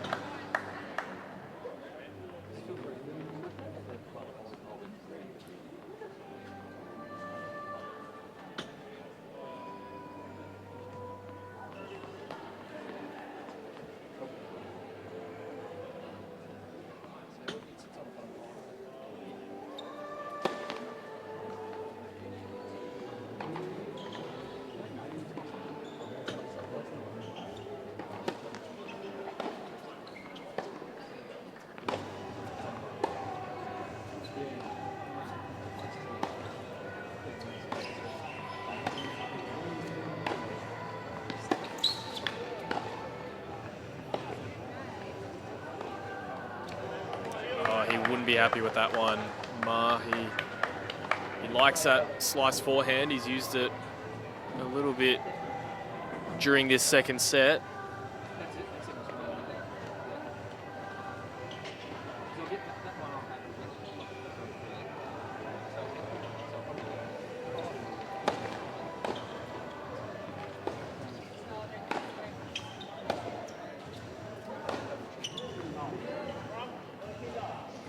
Really going for that one, and unfortunately the forehand sails long. When he gets a hold of his backhand, it is a phenomenal shot to look at. That is Jared Ma's.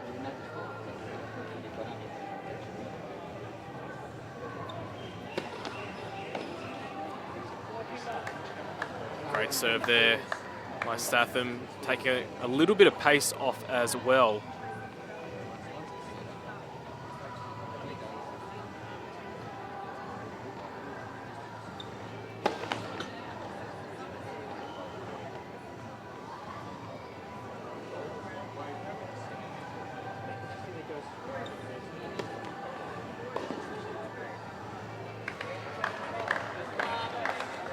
Sails long, and it is Statham that takes out the match.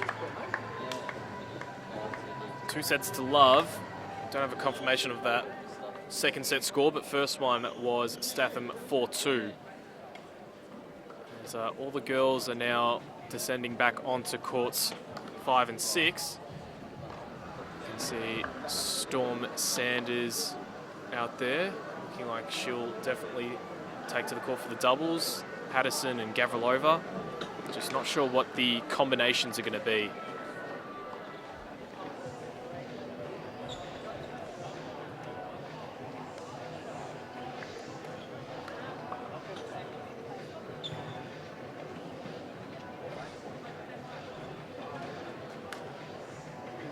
That's great here. ATL programs almost being used as a little autograph book as well for those young kids out there, just getting Saville's autograph before, now getting Sanders. Maybe do the rounds and get Gavrilova as well. So we can see the names going up on the board now. So Gavrilova and Patterson for the Royal South Yarras will take to the court. And Zoe Hives and Eliza Long for the MCC Stars. Here on our feature court, court 6 at the National Tennis Centre. Temperature absolutely perfect in here, as I think the temperature is slowly creeping up and up and up outside.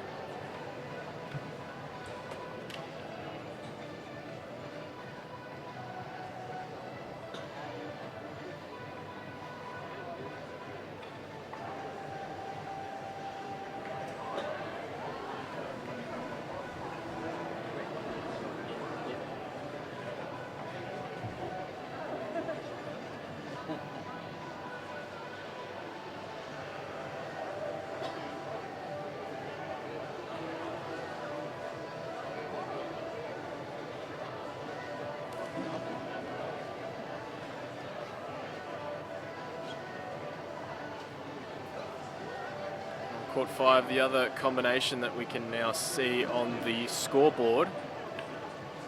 Karolina Ledarsic with Masa Jovanovic, the wildcard winner from last year, coming into the 2015 Australian Open this year, playing in the doubles, in the mixed doubles. Actually having a very entertaining match against one of the great doubles pairings in Hingis and Leander Paes.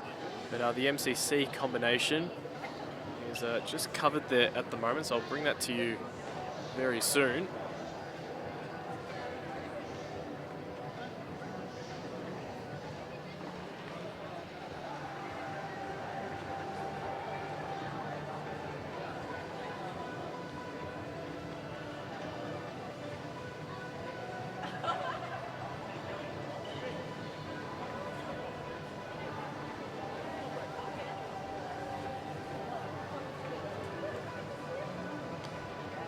Definitely one of those will be Joanne Karatantcheva on court 5.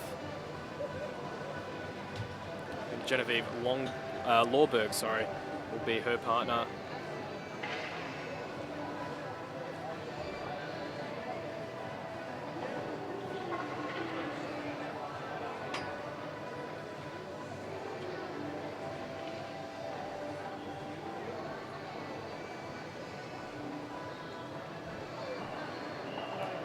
And those little kids again, first gone to Saville, off to Gavrilova, Sanders, and now have made their way to Jared Marr.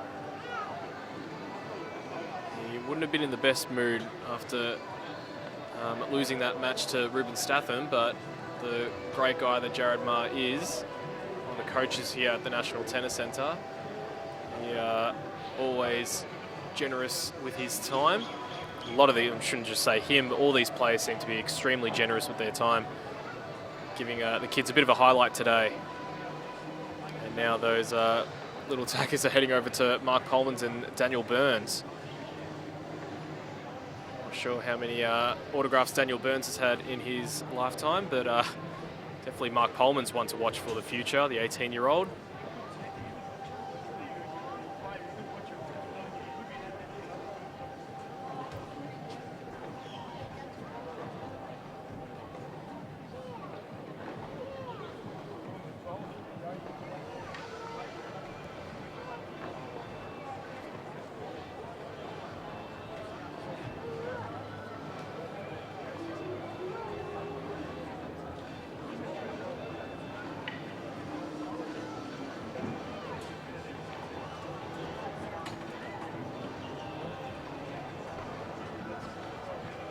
Make sure you don't go anywhere. We've got live doubles action here. Royal South Yarra and MCC getting underway very soon here at the National Tennis Centre.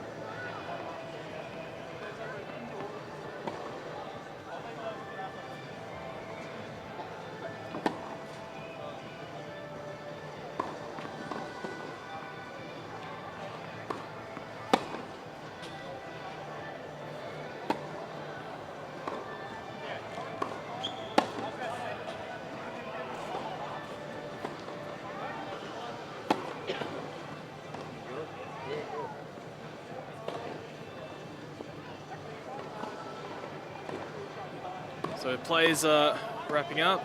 Just wanted to duck down and see if a couple of players will be able to come and join us. So we might have a few special guests coming to us in the doubles. So look forward to that. As you can see, Daria Gavrilova and Tammy Patterson. And of course, Zoe Hives and Eliza Long on the opposite side of your screen. There's also on a key lookout of those little Hot Shots kids that were making their way all around the National Tennis Centre to all the players that are here at the moment. They went through all the Kooyong Classics players and went into the Royal South Yarra players. So they've got, I'd love to see their little autograph book that they've now got. Might take a couple of pictures of that. It was very impressive indeed.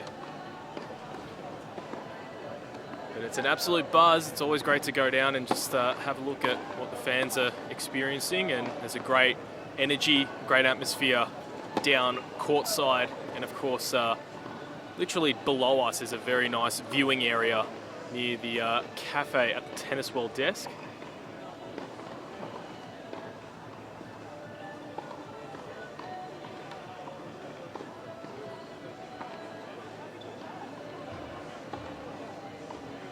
Court 7, it is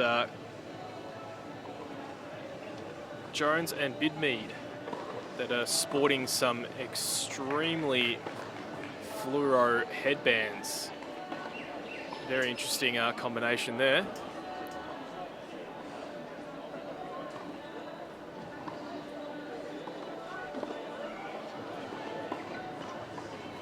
So doubles ready to get underway. It looks like Hives and Long are going to be starting proceedings on this court, and of course we'll keep you up to date with court 5 as well as Ledasic and Jovanovic. We'll get underway on their court as well, but here we are, Gavrilova, Patterson, Hives and Long.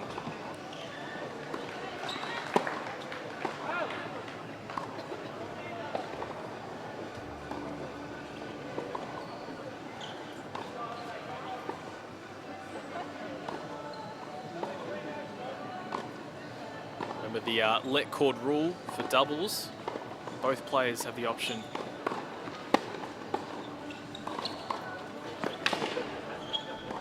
Great bit of play there by Hives and Long. Both players have the option on the returning side to hit a let cord, so let's hope we get a few of those in today.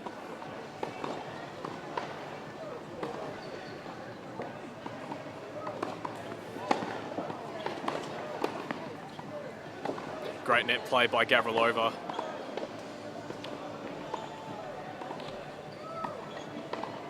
Always great to see some of the singles players take to the doubles court to improve their volleying skills.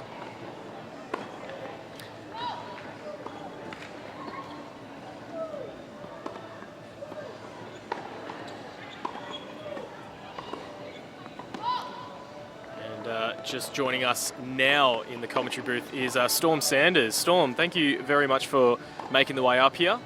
Yeah, thank you for having me. No worries. I just caught you before having some vitamin C, eating an orange just coming off court, but fantastic bit of play. You must have been really pleased with the way that you were going about your business out on court. Yeah, it was a good match. I've been feeling a bit sick at the moment, so that's why I was having my vitamin C, and yeah, it was good. I served really well today, and I've been doing a lot of work on my serves. I was really happy that paid off, and we're up 3-1 after the singles. So yeah, looking forward to the doubles that just started. So that's surprising, or maybe not for you, but surprising that you say that you were not feeling too well, yet you were able to play like that. So, geez, what are you going to be like when you're at 100% strength? Oh, I don't know. It's just a mental thing. You know, tennis is so mental that if you can kind of block it out and just really focus on what you need to do, it doesn't really matter if you're sick or injured. You've got a job to do. So. You talk about your serve. I was definitely noticing from my end, and I'm sure you and your coach would be noticing from your end, working on that juice serve, the one down the tee. It's a very, very powerful and penetrating serve when you're able to get a hold of it. Yeah, I've done a lot of work on my serve, and you know, because I'm a lefty, I'm able to get it to move a little bit. So I've, in the past, haven't been able to use it as a weapon as much as I am starting to now. So I'm really happy that the work's been paid off. And I was also saying during the call of the the commentary booth, just that we were, that I'm lucky enough to actually see you train here a fair bit, and not a lot of people know that it's pretty much 24/7 for you here at the National Tennis Centre, isn't it? So how much work does really go into training all year round for this nice window that all the public get to see all the best players in the country and obviously the world coming here very soon? How much work does go into practicing? Obviously, yeah, a lot. I'm here 6 days a week.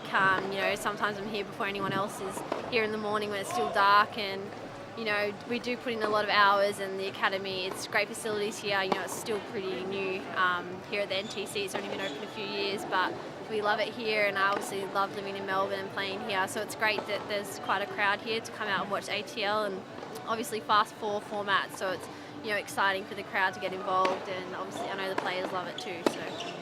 Just maybe a couple more, just talking about the ATL concept, and what is it about it that makes it enticing for these players to come together and play?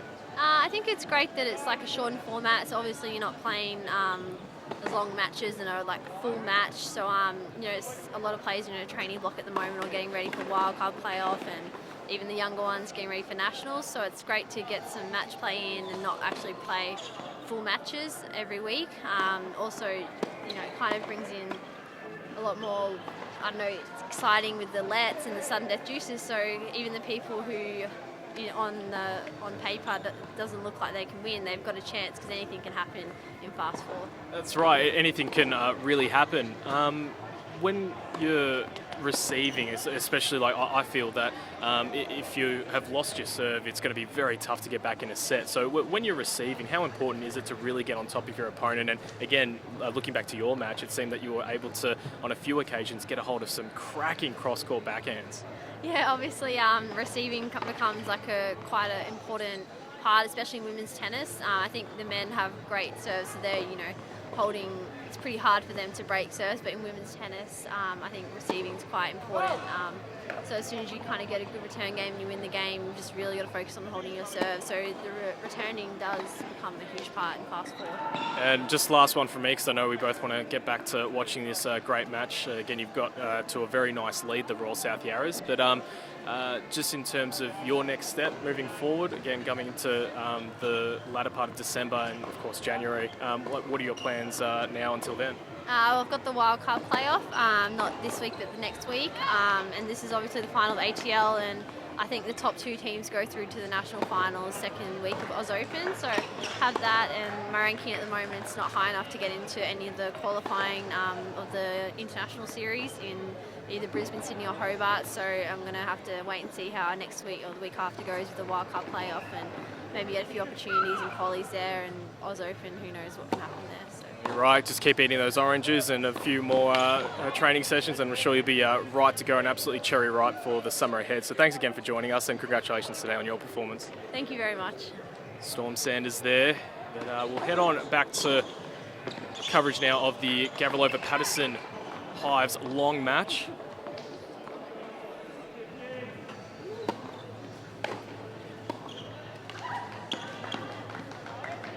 And beautiful doubles. It's always great to see the 1-2 punches there. Good serve down the tee, and an easy put away there by the net player.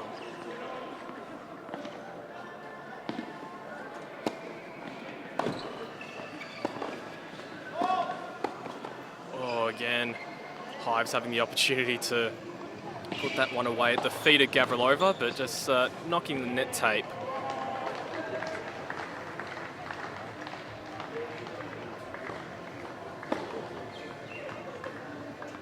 Great that Storm Sanders as well was just around to give us some of her time.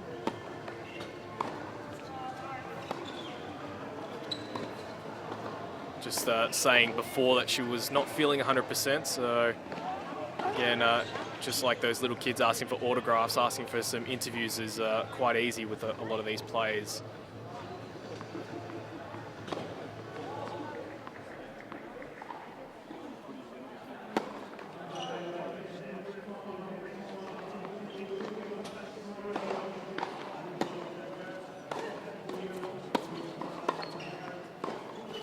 Talk about the 1-2 punch there from the MCC girls. It is now the Royal South Yarras with the put away by Patterson. That gives them a nice lead.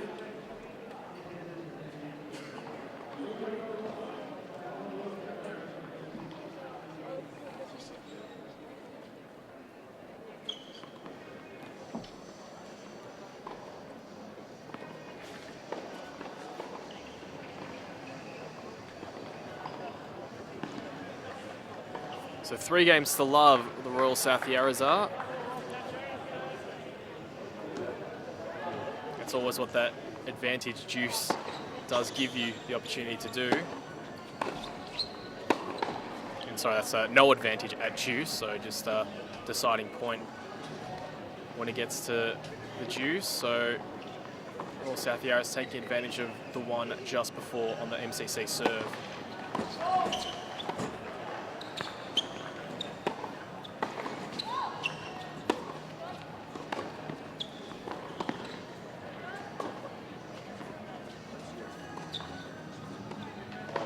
I'm surprised Gavrilova didn't put that away earlier. She really had 2 opportunities to end that point. Great defensive hustle there by both Hives and Long.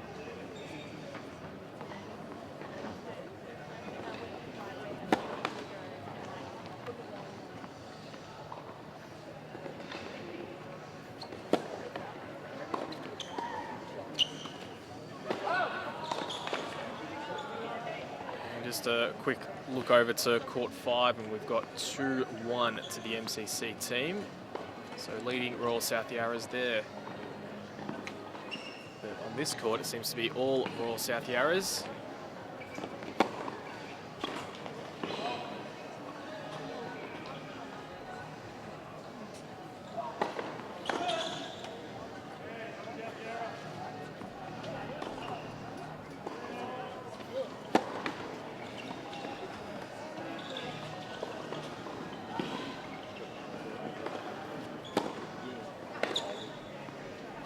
Almost with the angle there by Long, just going a little bit long.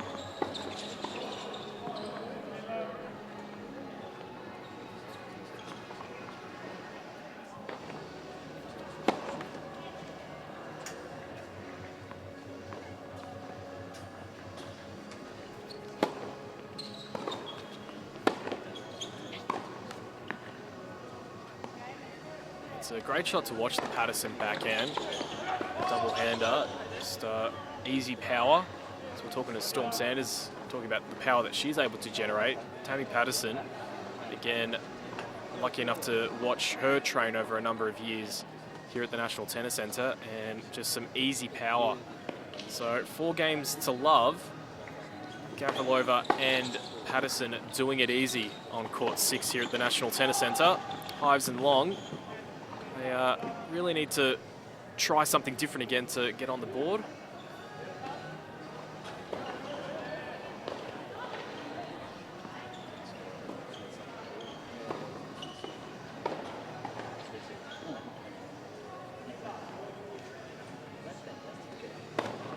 We're actually still in the 4th game on court 5. 2 games to 1 to MCC.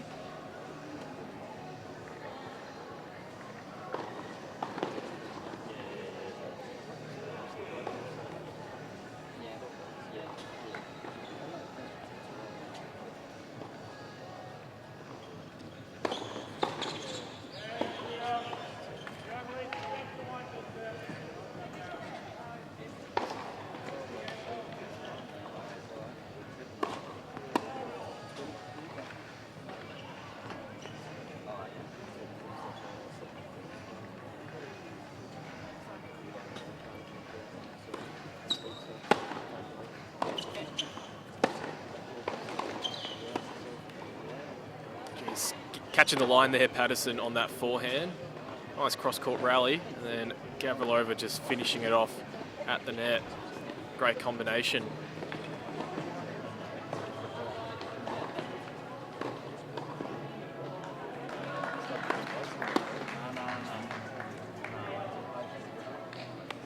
Not the greatest footwork there by Gavrilova, but that was probably because of the really nice serve there by Hives.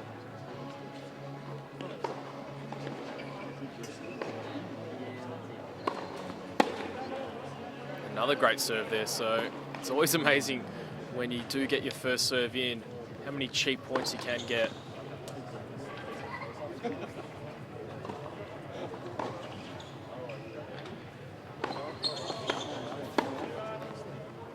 That's 3 in a row, first serves, and 3 cheap points. So MCC doing their best to get on the board early in this second set.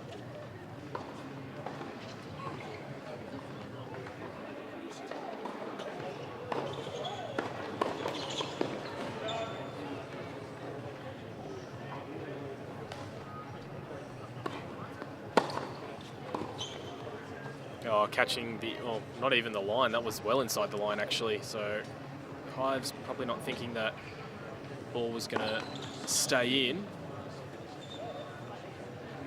40-15. Sorry, 40-30.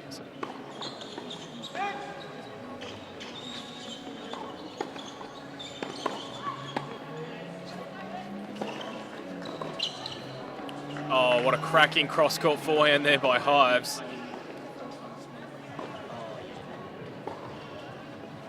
Wicked angle there by Zoe Hives, getting the first game of the second set.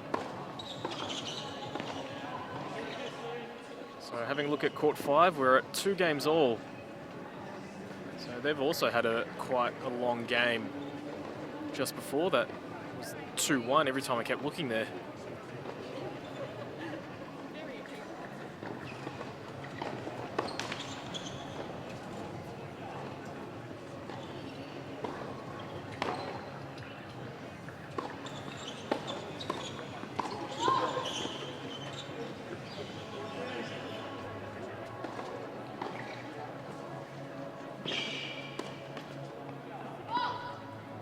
Unfortunately with the net there, just taking that ball long. So double fault to start, giving MCC a little look in here. This return will be vital.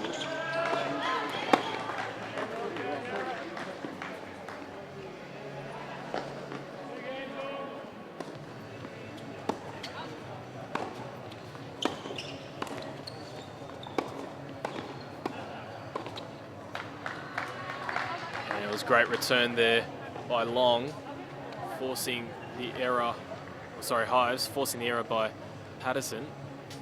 Just the feet just seemed a little bit too planted. So, love 30.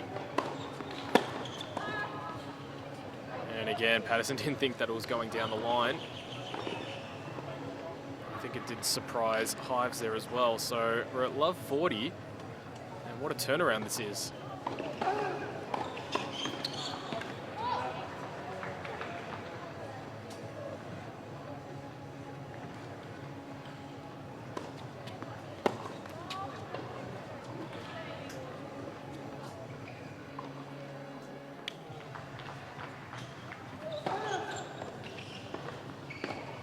Up to Hives now. We're hoping for a look at a second serve. And Gavrilova says no. I'm going to roll my first serve in. Force the error. So one more opportunity, or 2 more, as we go to juice advantage point.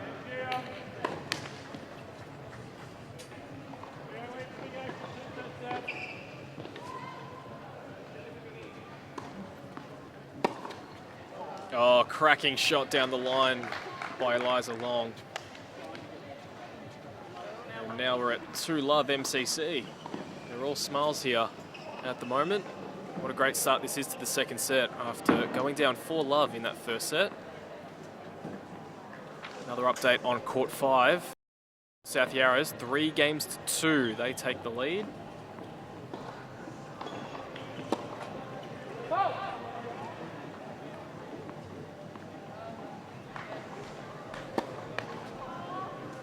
Not a great start.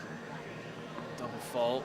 Zoe just going up to Eliza, pumping her up, saying, don't worry, let's get the next one.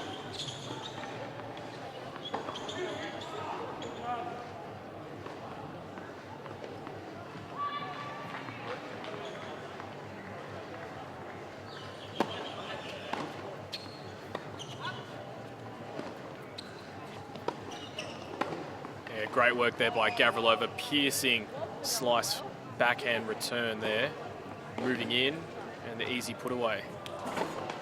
So probably not the best slice there by Long.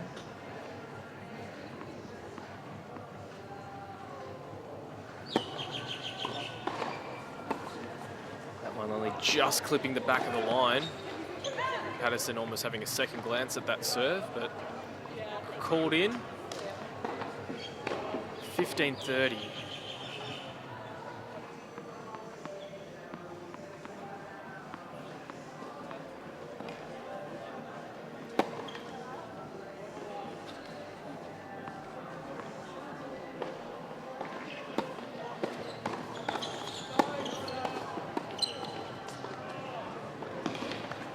It was a smart play by Patterson, actually, just to get that ball into the body of Hives, and that one just sailing long. Not enough time to react, of course, when you are so close at the net.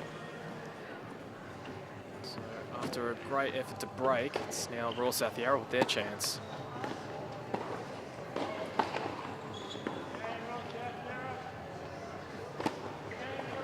Oh, really didn't catch that one, and that just sails long. So it's back on serve. Break back to Royal South Yarra.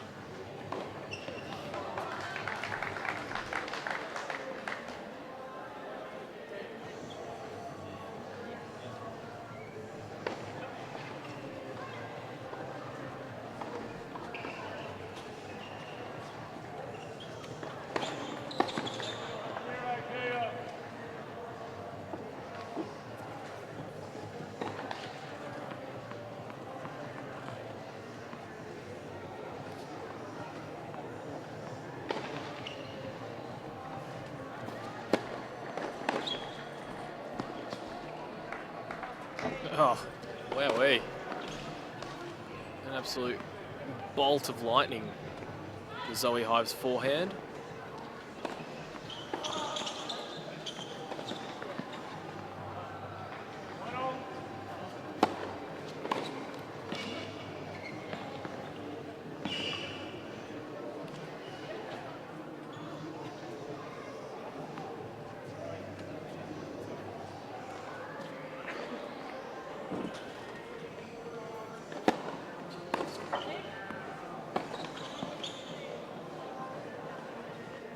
Just having a look at the update of the scores on Royal South Yarra and MCC on court 5. Ladasic and Jovanovic taking the first set for the Royal South Yarras, 4-2.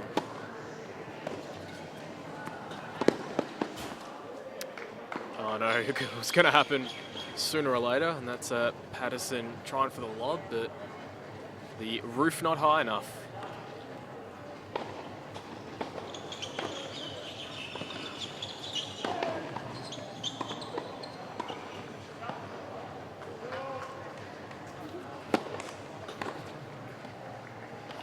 Oh, crafty work there by Gavrilova.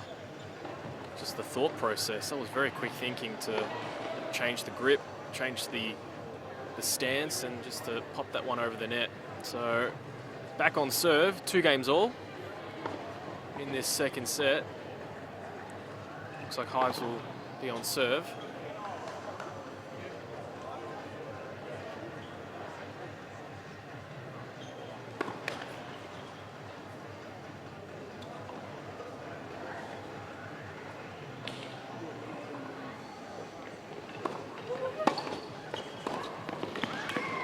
She crossed, she tried for it, but it wasn't the right time to do it. The good thing is once you decide to go, you have to go. So unfortunately, that wasn't the best option, but at least she didn't hesitate, she just went.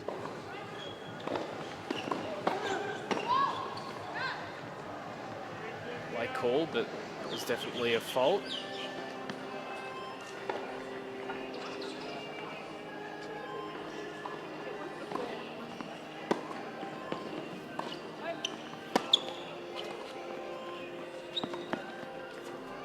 Again, the craftiness of the world number 36 in Gavrilova. Loving that backhand side.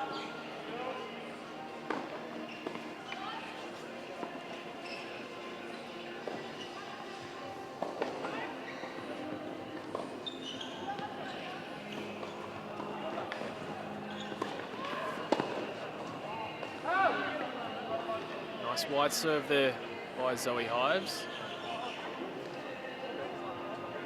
Really asking the questions now of South Yarras. They did it easy in the first set, but it's a tighter contest now in the second.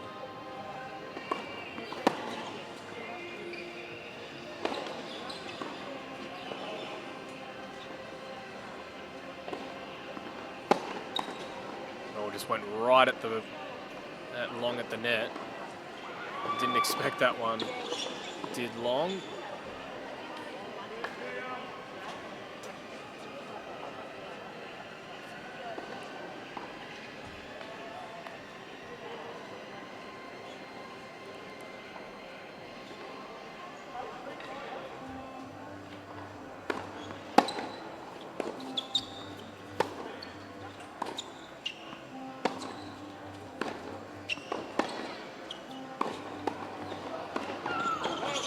Great point there by both teams. It was Hives just changing the direction, going at Gavrilova this time at the net.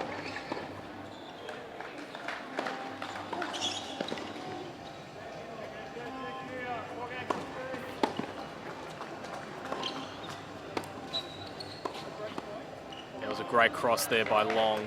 Just put it at the feet of Patterson. She tried to get her racket out, but the pace wasn't there for her to get that one back over the net. So it is MCC with their nose in front, 3-2.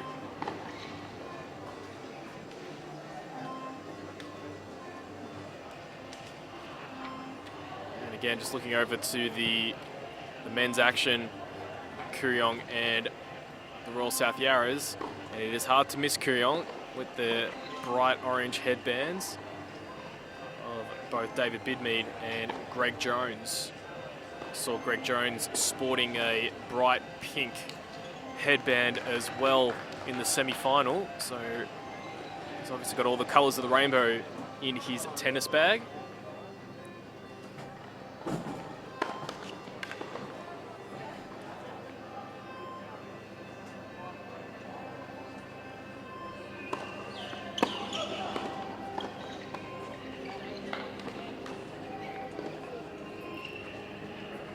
So again with their nose in front, MCC, but even a little bit further now with the double fault from Gavrilova.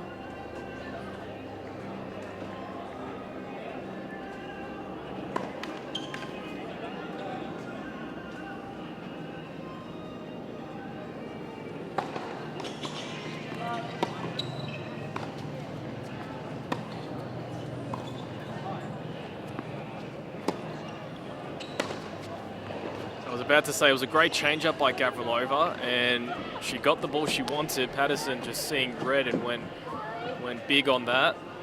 Didn't catch it right, but it was a good bit of play there by Gavrilova. But now she finds herself at love 30 again on her serve.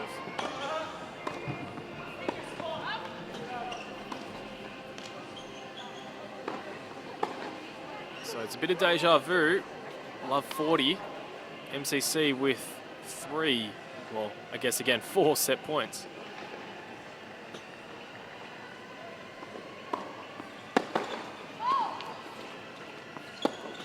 Oh, and a beautiful backhand on the back foot there by Eliza Long. Cracked it down the line against Patterson. So it's 1-all here.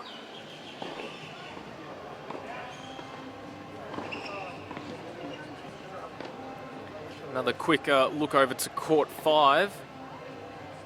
And Ladasic and Jovanovic again taking that first set, 4-2. And the MCC combination in Lawbergs and of course Joanne Karatiana leading 1-love in the second.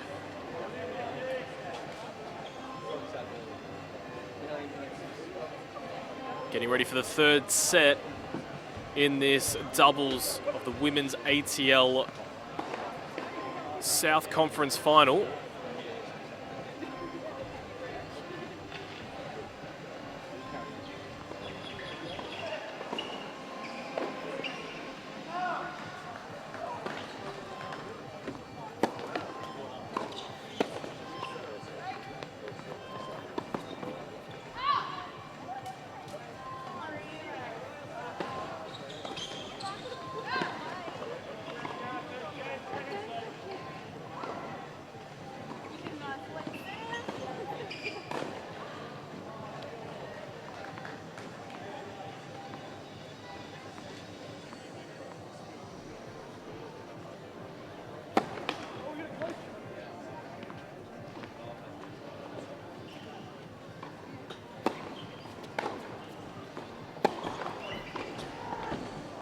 Just a quick score update on the court to our left, court 7, Kooyong Classics and the Royal South Yarras. It was Saville and Adam Hubble taking the first set 4-3. So the fluoro headbands for Jones and Bidmead aren't doing them too good at the moment. They might need to change some colour.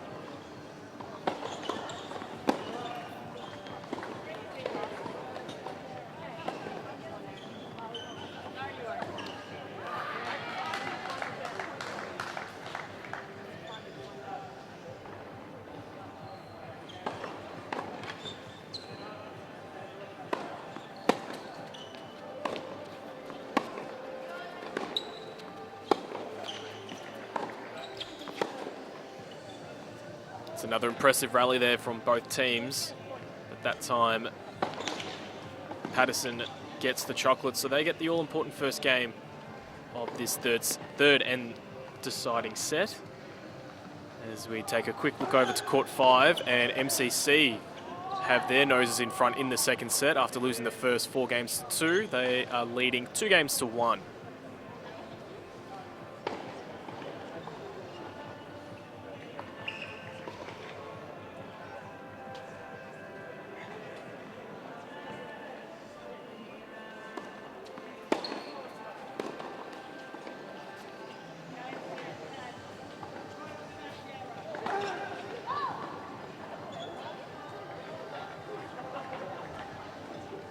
And there we have it. It was a quick one there in the third set, but it is Gavrilova and Patterson getting over the top of Hives and Long.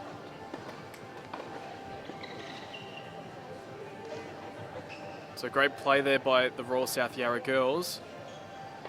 And Gavrilova enjoying both a win, or sorry, both Patterson and Gavrilova enjoying wins in their singles and teaming up to have a great doubles performance.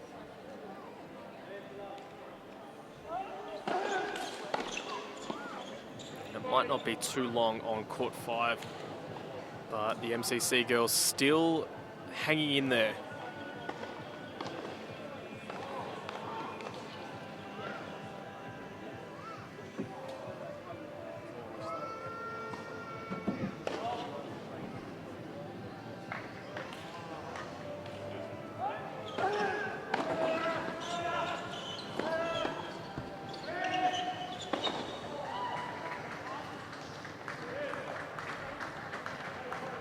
Changing our angle a little bit to court 5.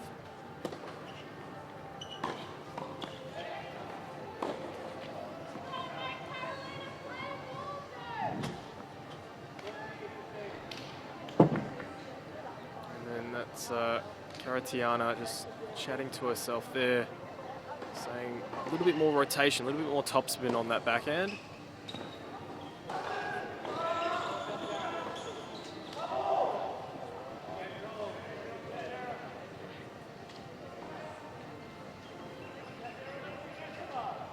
So now Ladasic, Jovanovic get that game, so 2-all in the second set.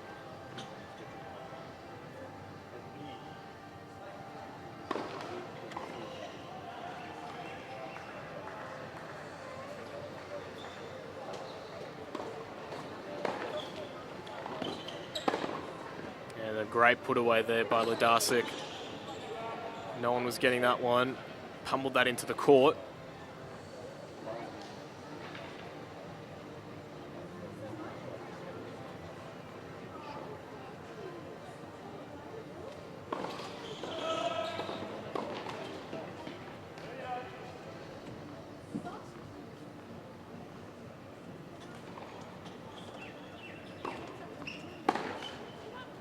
That was a big swing there by Ladasic, trying to go down the line against Karatantcheva, but catching the net, so just falling short there that time.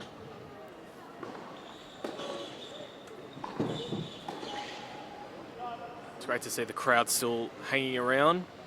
So many more matches to be played out. We've got the third and fourth playoff on the opposing courts at the indoor centre here. For those that haven't been here, 8 indoor courts in this National Tennis Centre, 5 outdoors and 8 clay courts. A fantastic precinct here.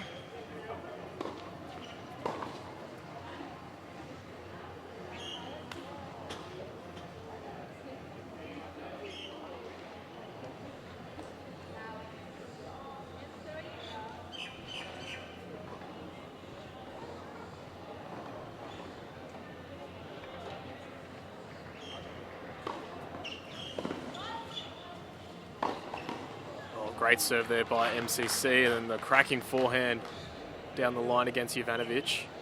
She couldn't even really control that one. Too much pace. Still trying to hang in there, MCC. Haven't been able to win a rubber all day.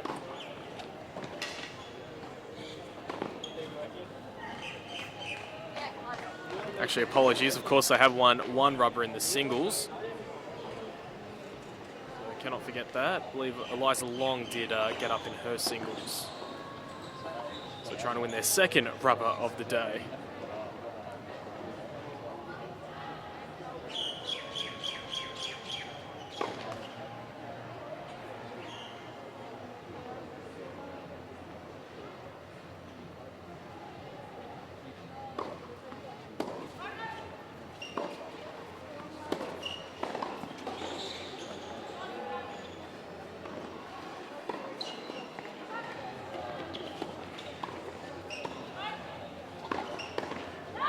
You have to say it was the great reflexes by Karatantcheva there. They kept him in the point, because Jovanovic's shot was a very nice one, but just gave Karatantcheva too much of a look in. So 3-2 MCC. Will we actually see our first tiebreak in the women's ATL final? Haven't seen a tiebreak as of yet.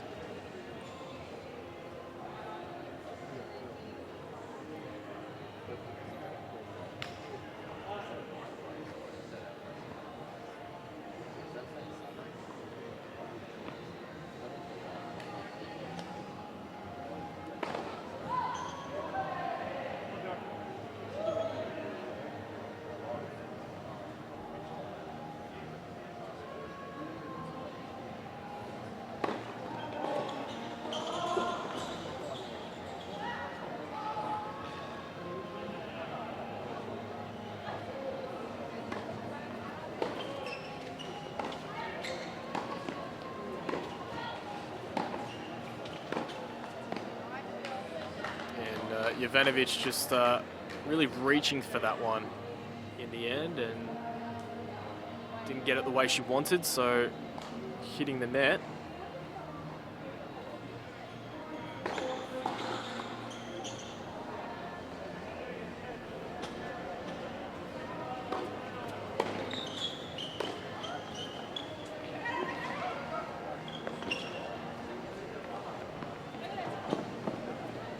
Oh, wow, they made it hard for themselves. Jovanovic, she actually could have let that one before, because that was going well out. But a brilliant defensive lob there by Jovanovic. Just smacking the line, and nothing MCC could do.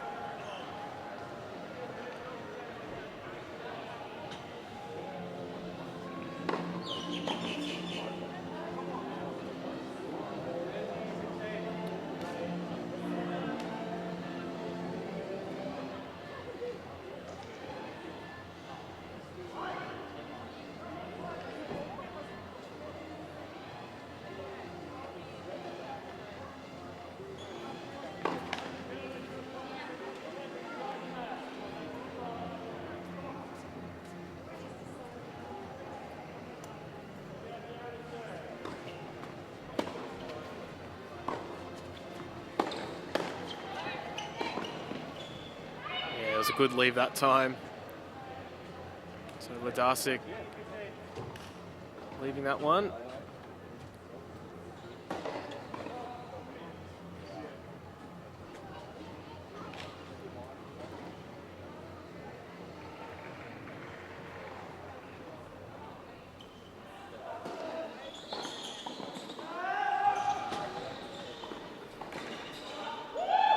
Just Tammy Patterson and Storm Sanders giving us a bit of a wave there. Of course, they've had a great day on the court. Royal South Yarra, I mean, never really troubled after getting those first couple of rubbers, just making it so much easier. MCC always playing catch up. So it looks like we're in our first tiebreak in this match. 3 games all.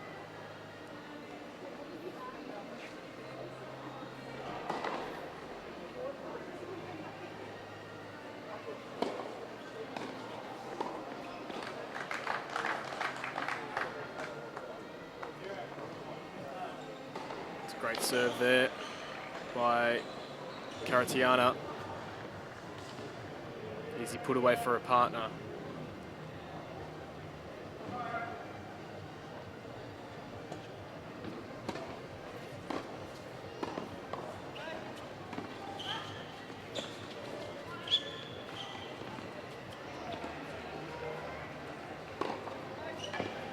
It was another superb defensive lob by the Royal South Yarra girls.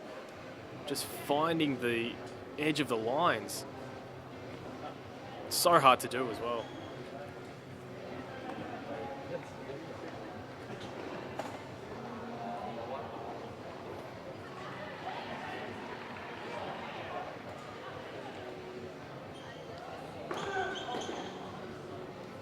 The girls just getting accustomed to the altered tiebreak rules. Of course, with ATL, first to 5 points. You've got to swap ends at 4 points all.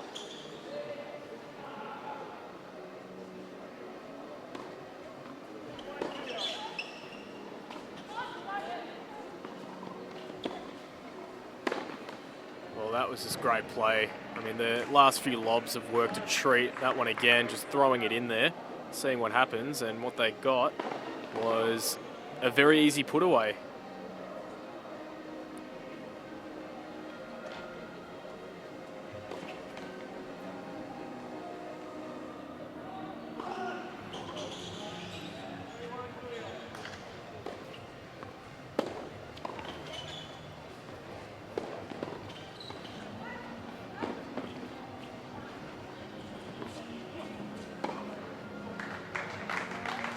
Ivanovic did her best to keep that point alive, but it was a poor lob there in the end by Ladasic.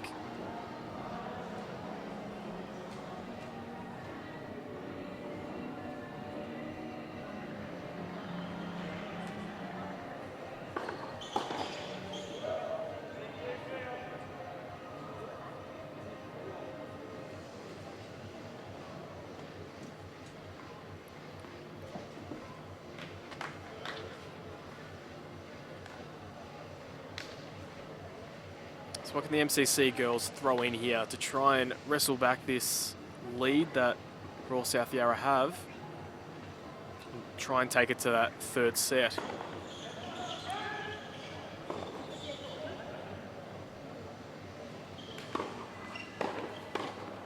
Oh, great 1-2. Just hugging the net there was Karatantcheva. Always great sometimes to be the net player when your partner can throw on a thunderbolt like that. Makes your job a lot easier.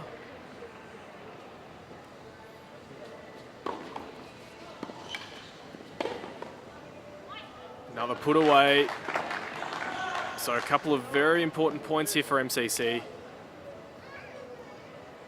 And now it's almost Royal South Yarra on the back foot.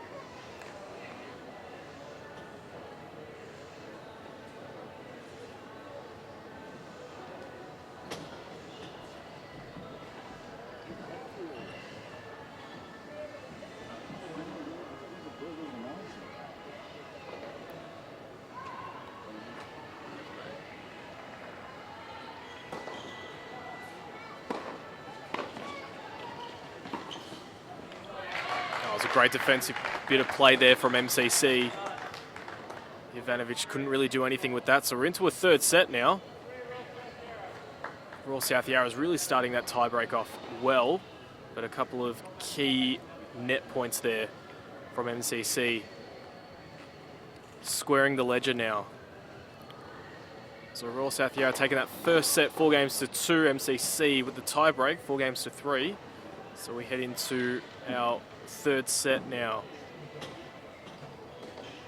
Of course, Royal South Yarra getting the win today. 4-1 at this stage.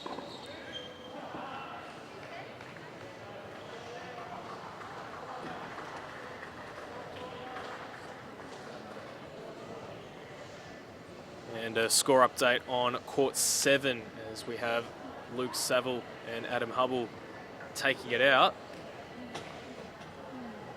against the fluoro-looking David Bidmead and Greg Jones.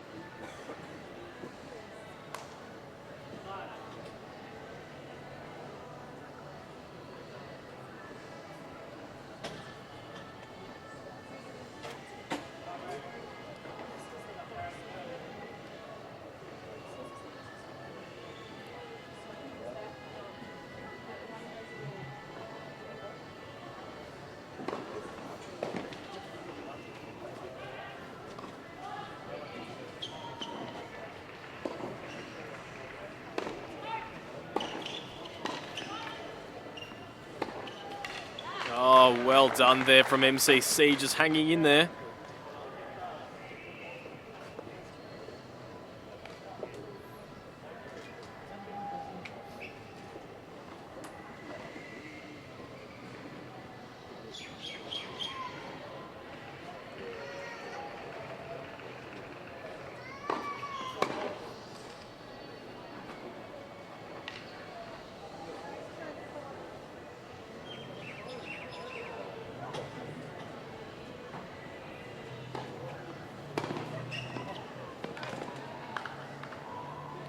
Just a smart bit of play.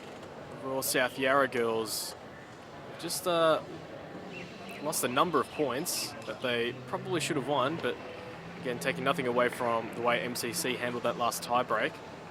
But that was a great point there from Ladasic just to kill that volley.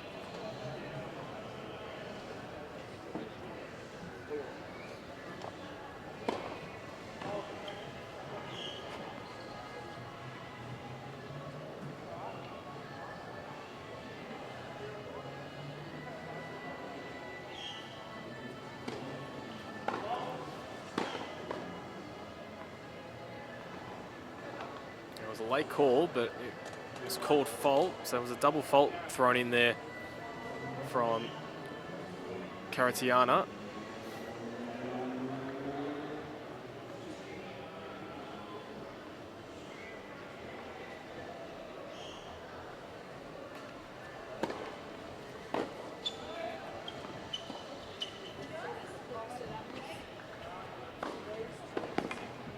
Oh, just a little bit too far back, and then the volley just clips the tape and stays on their side of the court.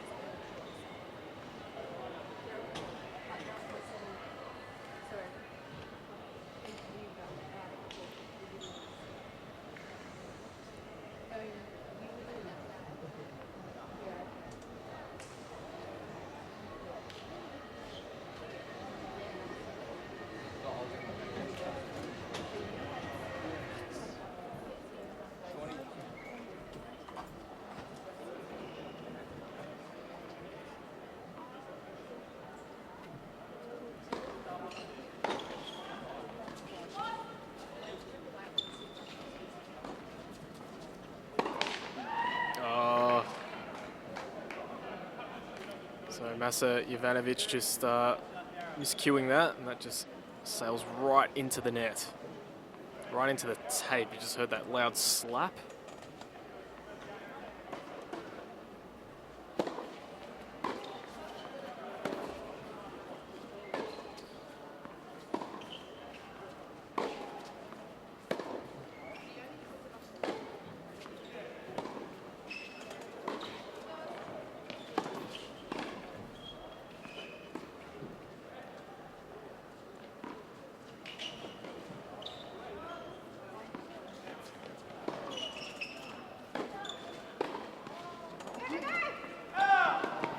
late call, but it was the right one for the theatre. Everyone wanted that to sail in because that was a cracking rally.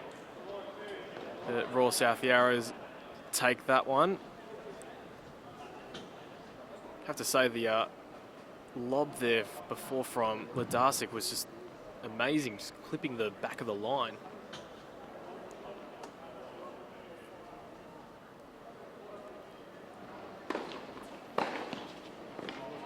Oh, that is a strong bit of play. What a way to finish it off. Masi Ivanovic with a thunderbolt down the line. So Royal South Yarras take both doubles. But it was this one that was a lot trickier than what we saw before. So great efforts there by both Royal South Yarra and MCC to make it to the final, but it is the day for Royal South Yarras. They take out the 2015 ATL South Conference final here at the National Tennis Centre at Melbourne Park. So there'll be some official presentations as we do have a look at all the other courts, and it looks like there are some matches going on the very end court. So when they're concluded, we'll get to the presentations on court. So again, don't go anywhere because you'll see Royal South Yarras for the women. And we'll just tally up how the men went. They'll have their presentations very soon as they get the tables and all the medals, plaques down onto court.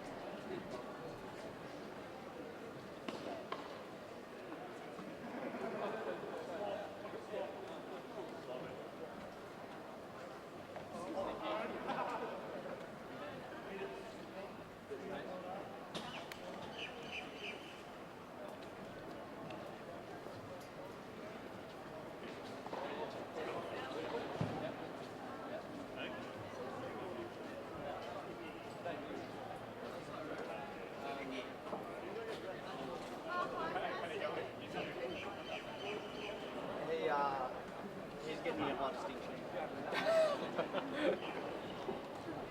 I just didn't check it again. I just closed my eyes and just did it. You took the highlighted part off though, yeah? Yes. Okay, good. So just double checking the scores there. So 4-2, Kooryong Classics take it out again. The ATL South Conference final in the men's, and the Royal South Yarra girls take it out in the women's. So the Royal South Yarras couldn't take it out in both the men's and women's, but still cracking matches all round. So we hope you've enjoyed the broadcast of the matches. Like I said, stay tuned. Sean Manawira with you, but we'll have our official ATL MC get presentations underway. Just still waiting for that Court 12 match to finish up, but very soon we'll present all of the runners-up and the winners' medals and plaques. Forget the medals and plaques though, it is a cool $12,000 going to both the winners, Kooryong again on the men's and the Royal South Yarra girls, $12,000. And of course the chance to play in the second week of January at the Australian Open, when we invite all of our other participants from around the Asian region to Melbourne Park. A lot of interest, of course, last year. I do remember being out and about on the grounds, and a lot of people asking about the ATL in that second week of January. So many things to see in that second week. It's not just all the singles action, it's all the great doubles action. Of course, the wheelchair events in that second week, all the junior events to see those future stars. But the ATL definitely takes some interest.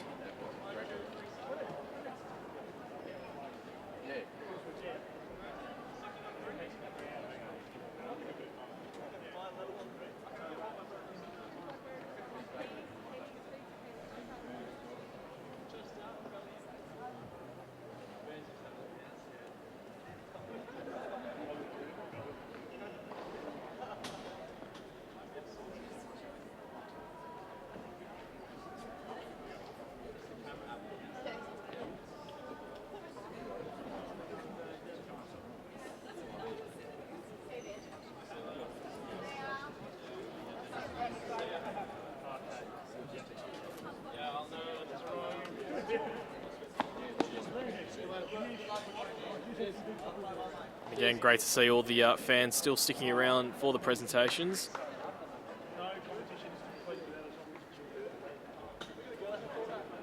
As we said earlier in the coverage, not the longest season, but it is because it is a very tough time to get everyone down here. But during the late November, December period, everyone is here. The microscope well and truly on Melbourne as the whole precinct gets ready.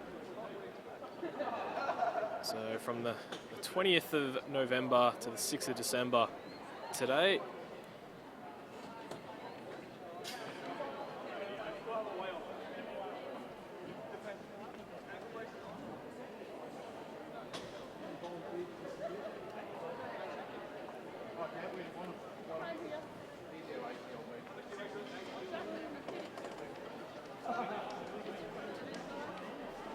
So the match on court 12 has in fact finished. Those third and fourth placed playoffs, and all of our amazing ball boys and ball girls now take to the court. They've done a fantastic job today, and definitely no surprise. These are the ones representing a host of ball boys and ball girls that have tried out, I think, a number of different trial periods to get into the Ball Kid Club and then apply their trade at the Grand Slam. But one of those training blocks happens to be the ATL and the December Showdown going on all the outdoor courts at the moment. So we'll take you to our official presentations of not only the nice $12,000 check, but the titles of the 2015 ATL champions in the Southern Conference. And as we see, a nice special guest there in John Fitzgerald take to the court to do the presentation. So we'll take you down now to the presentations.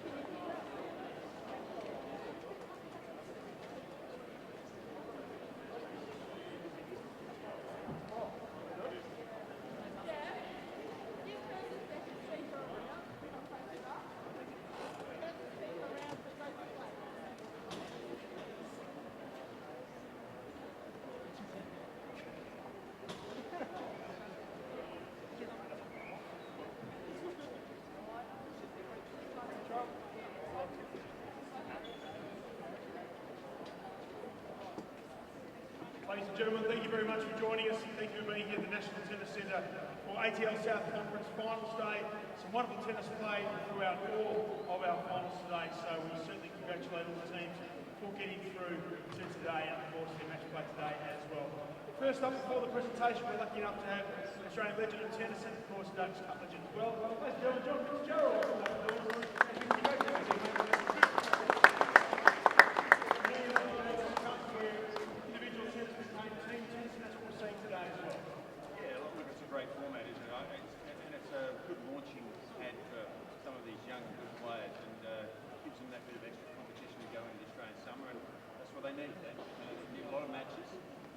Format's interesting too, that it makes them get off the mark very quickly. It's different, but it adds a bit of, it's another repertoire they have to deal with. So all in all, there was some great tennis today, and I know that has been throughout the competition. Very important to nurture these young players and get them into as many matches as you can. What we've seen them during the second week of the Australian Open as well, great place, a great time in Melbourne and Australia. Certainly time that you love, a lot of tennis that's around as well, so it's a great opportunity. Well, I think when you play at the Open in any format, it's a special day. You know, it's exciting. The atmosphere is incredible. They deserve to be there. You know, and some of them are playing in the singles and doubles in the Open event, I'm sure. So I wish them all well. I hope they have a great summer. Lots of tennis played all the way up and down national tennis. It's a great crowd as well, which is always good to see. Tennis is really going strength to strength at the moment. It's a great thing to see. Well, I'd like to think so. Yeah, I mean, there's a lot of numbers. I think our Hot Shots program is really accelerating the numbers of kids that are going to come into the sport. I think in the next 10 years, the numbers will go through the roof because of that program. It's going into the schools. We hadn't been in schools for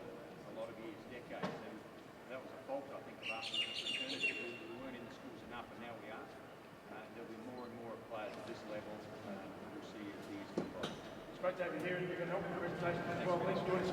Fitzy, ladies and gentlemen, John Fitzgerald, great to have you here. Thank you for your time today as well. I'll now say just a few words.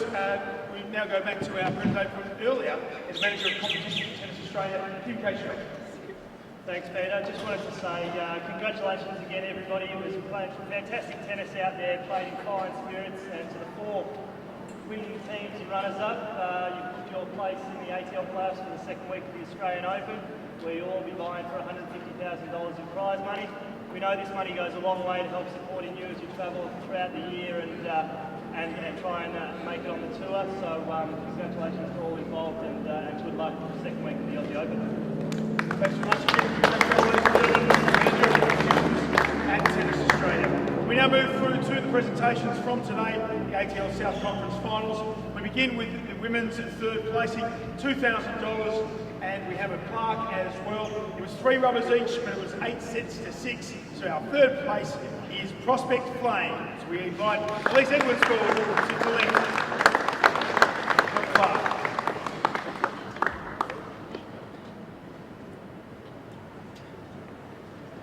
Congratulations to the Prospect Flames, third placing in the ATL South Conference Finals here today.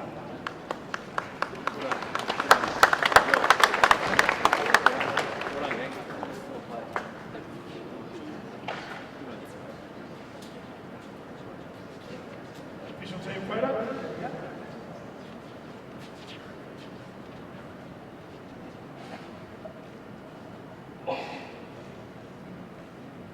Congratulations to the Prospect Flames, ladies and gentlemen. Our third place. Fitzy gets the photo as well. Congratulations and well played. $2,000 check as well to Prospect Flames. Our men's third and fourth playoff. Again, it's a $2,000 check as well as the plaque.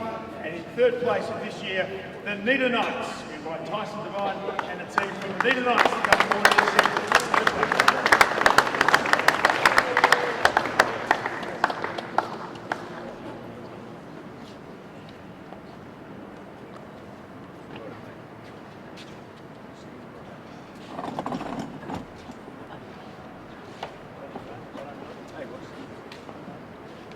So both of our third team get $2,000 in their plaque. And of course, a place in the ATL playoff for the second week of the Open. Congratulations to the Nita Knights, third place in the men's division in the ATL South Conference Finals. Congratulations.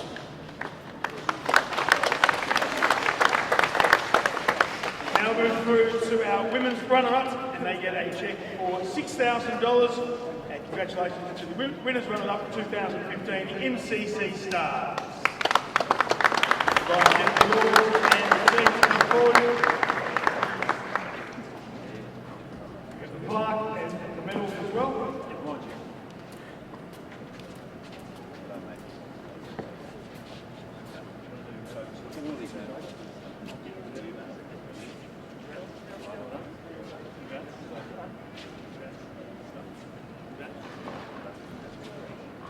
The MCC Stars, ladies and gentlemen, our runners-up for 2015, $6,000 check, and runners-up medals, and their certificate as well. Congratulations to the MCC Stars.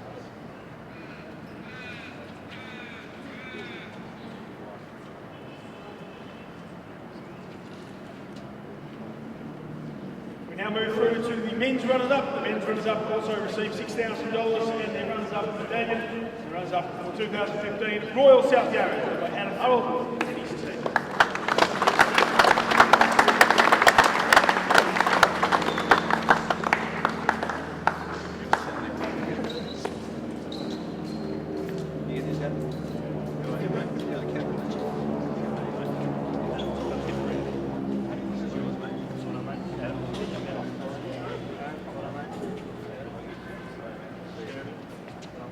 Congratulations to our men's runners-up for 2015, Royal South Yarra.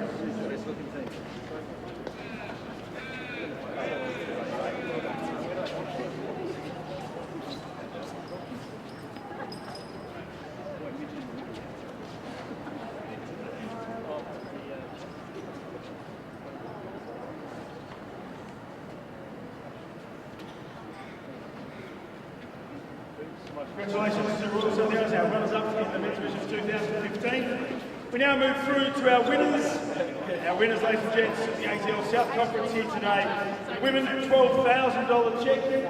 And one of the enemies filled without a novelty cheque, a $12,000 cheque, as well as the plaque and the medals for first place to the Royal South Yarras.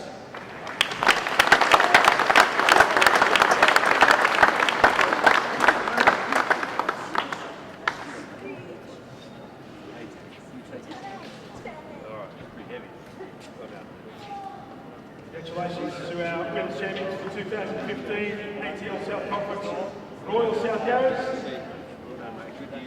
$12,000 cheque, plaque, of course, and gold medals for first place. This one.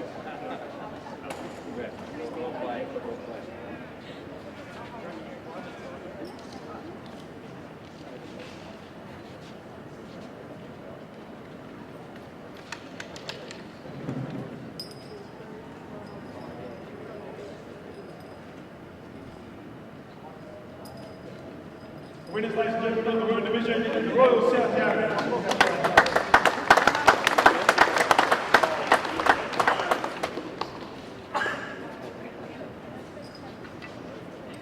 Winners of the men's division now, $12,000 cheque, of course, plaque and the gold medals as well. The winners of the men's 2015, the Kooyong Classics.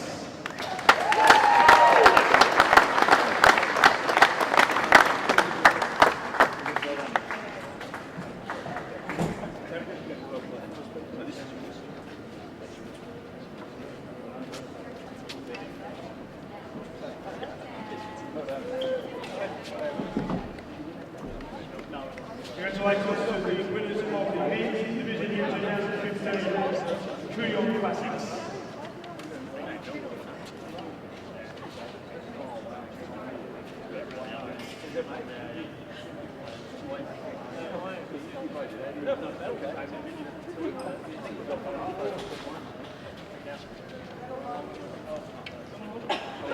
We're now here for both captains of the winners of the women's course, Royal South Yarras, men's Kooyong Classics. Congratulate them right there. Tomic, ladies and gentlemen, will speak on behalf of the Royal South Yarras.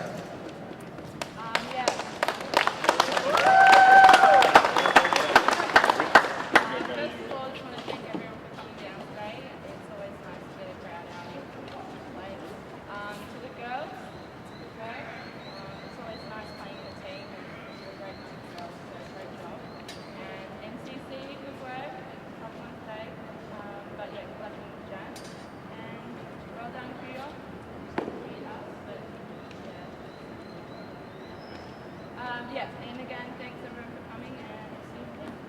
Congratulations. Thanks, Sam Stosur.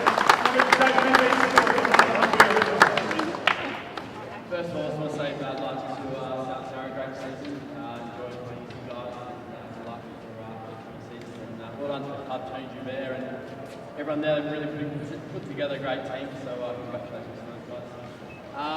Thank you to the umpires and ball kids today. It was fantastic having service up there for kids. To Tennis Australia, Kim Michelle, David Hearn and the rest of the team, you did a great job putting on this competition this year. And Tennis Vic with Jeff and Nick, Gabby, you guys did a great job running it. So thanks, I appreciate everything you do for this competition and for Tennis in Victoria. Kooyong, first of all to Dan O'Neill and Cedric Mason, the legends of the club. Thanks guys, you do a lot for us managing the team and really appreciate it. And to Chris Brown as well, CEO, thanks for everything he does as well. To the boys, guys, great fun again this season. I think probably the best team atmosphere you can possibly imagine. It's really enjoyable playing together, so I hope we can keep going and crack through the Australian Open.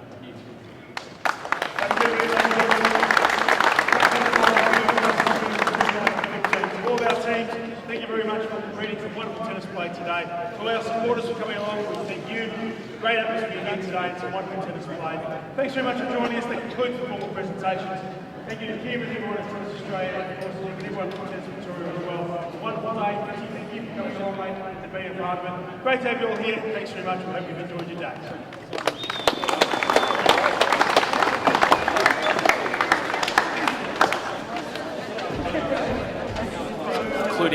official presentations there, and great to see all the men and women's teams staying out there. It was great to hear, of course, from both David Bidney from Kooyong and Tammy Patterson from the Royal South Yarras, holding their checks, holding their medals and their plaques, of course.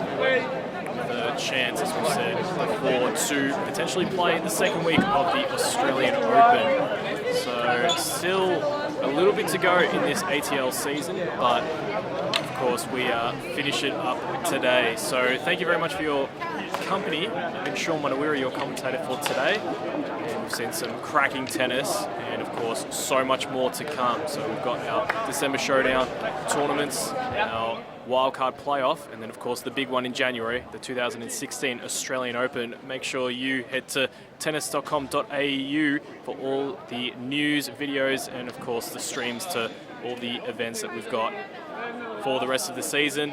Thank you very much for your company. Have a great rest of your weekend.